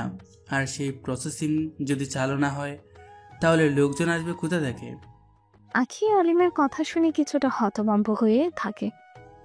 আর আলিম তখনই আখিকে পাঁচা কোলে করে নিয়ে খাটে শুইয়ে দিয়ে তার বুকের উপরে শুয়ে বলতে থাকে, তুমি আমার কে বলো তো আখি? আমি তোমার সারা পৃথিবী। সেটা তো সব সময় ছিলাম। আজ থেকে কি হয়েছো? আজ থেকে আমি তোমার বউ। তো একজন বউয়ের দায়িত্ব কি? একজন বউয়ের দায়িত্ব হচ্ছে তার স্বামীকে সব সময় সুখে রাখা। ইয়েস ম্যাডাম, এখন তাহলে আমাকে সুখে থাকার ব্যবস্থাটা করে দেন। বলেই আখির গলায় নাক ঘষতে থাকে। আখি কিছুটা লজ্জা পেয়ে সরে যেতে চাইলে আলিম আখির কোমর জড়িয়ে তার আরো কাছে নিয়ে আসে। ফিসফিস করে কানের কাছে মুখ নিয়ে বলতে থাকে, এতটা লজ্জা পেয়ে এইভাবে দূরে সরে যাচ্ছ কেন? আমি তোমার স্বামী, আর একজন স্বামীর বুকে মাথা রেখে তার স্ত্রীর শান্তি সেটা জানো? আমি চাই আজ তোমাকে আমার সর্বস্ব দিয়ে ভালোবাসতে, যে ভালোবাসায় কোনো রকমের কোনো দূরত্ব থাকবে না, যেখানে শুধু তুমি আর আমি দুজনে মিশে একাকার হয়ে যাব। বলো, দিবে না সেই ভালোবাসা আমাকে? দিব তো। তাহলে কেন আমার থেকে দূরে সরে যেতে চাচ্ছ? এত লজ্জা কিসের তোমার? আমার কাছে আমি চাই তোমার সব লজ্জা ভাঙিয়ে দিয়ে আমার কাছে নিয়ে আসতে। ধীরে ধীরে তারা দুজন হারিয়ে যায় এক ভালোবাসার রাজ্যে, যেখানে তাদের দুটি দেহ দুটি মন এক হয়ে মিশে যায়। ভোরের স্নিগ্ধ সকাল, চারিদিকে কুয়াশায় আবির মাখা, পাখির কিচিরমিচির শব্দ, ভোরের আলো ফুটতে শুরু করেছে। জানালার বাহিরে এক টুকরো ছোট্ট ভালো প্রশ্ন এসে রুমের মধ্যে জানান দিচ্ছে সকাল হয়ে গেছে। আলিম চোখ খুলে তাকায়। হঠাৎই তার বুকের মধ্যে একটা ভারী কিছু অনুভব হয়। সামনে তাকাতেই দেখে সে তার বুকের উপর শুয়ে আছে আখি। সে একটা তৃপ্তির হাসি দেয়, তার হাতটা আখের মাথায় নিয়ে আলতো করে চুলে হাত বোলাতে থাকে আর মনে মনে বলতে থাকে, একটা সময় তোমার দিকে তাকাতে খুব ভয় পেতাম, তোমাকে এইভাবে আমার কাছে পাবো কখনো ভাবতে পারিনি। এভাবে তুমি আমার আপন হয়ে যাবে, আমার বুকে থাকবে, এটা যেন আমার জন্য এক পরম পাওয়া। এভাবেই আমি সারা জীবন তোমাকে আমার বুকের মাঝে আঁকড়ে রাখতে চাই, তোমার মধ্য থেকে দূর করে দিতে চাই সমস্ত দুঃখ কষ্ট। আমি তোমাকে কখনো আমার কাছ থেকে হারিয়ে যেতে দিব না, আর দিব না তোমাকে কোনো কষ্টকে ছুঁয়ে যেতে। তখনই আড়মোড়া ভেঙে চোখ খুলে তাকায় আখি, আর সে দেখে আলিম তার মুখের দিকে তাকিয়ে আছে।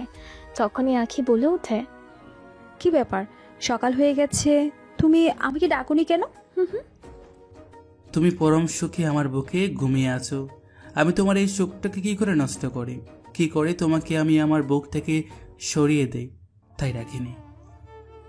আখি একটা মুচকি হাসি দিয়ে আলিমকে জড়িয়ে ধরে, তার বুকে নাক ঘষতে থাকে। তাদের এই পরম আনন্দের সময়টুকু সাক্ষী হয়ে থাকে।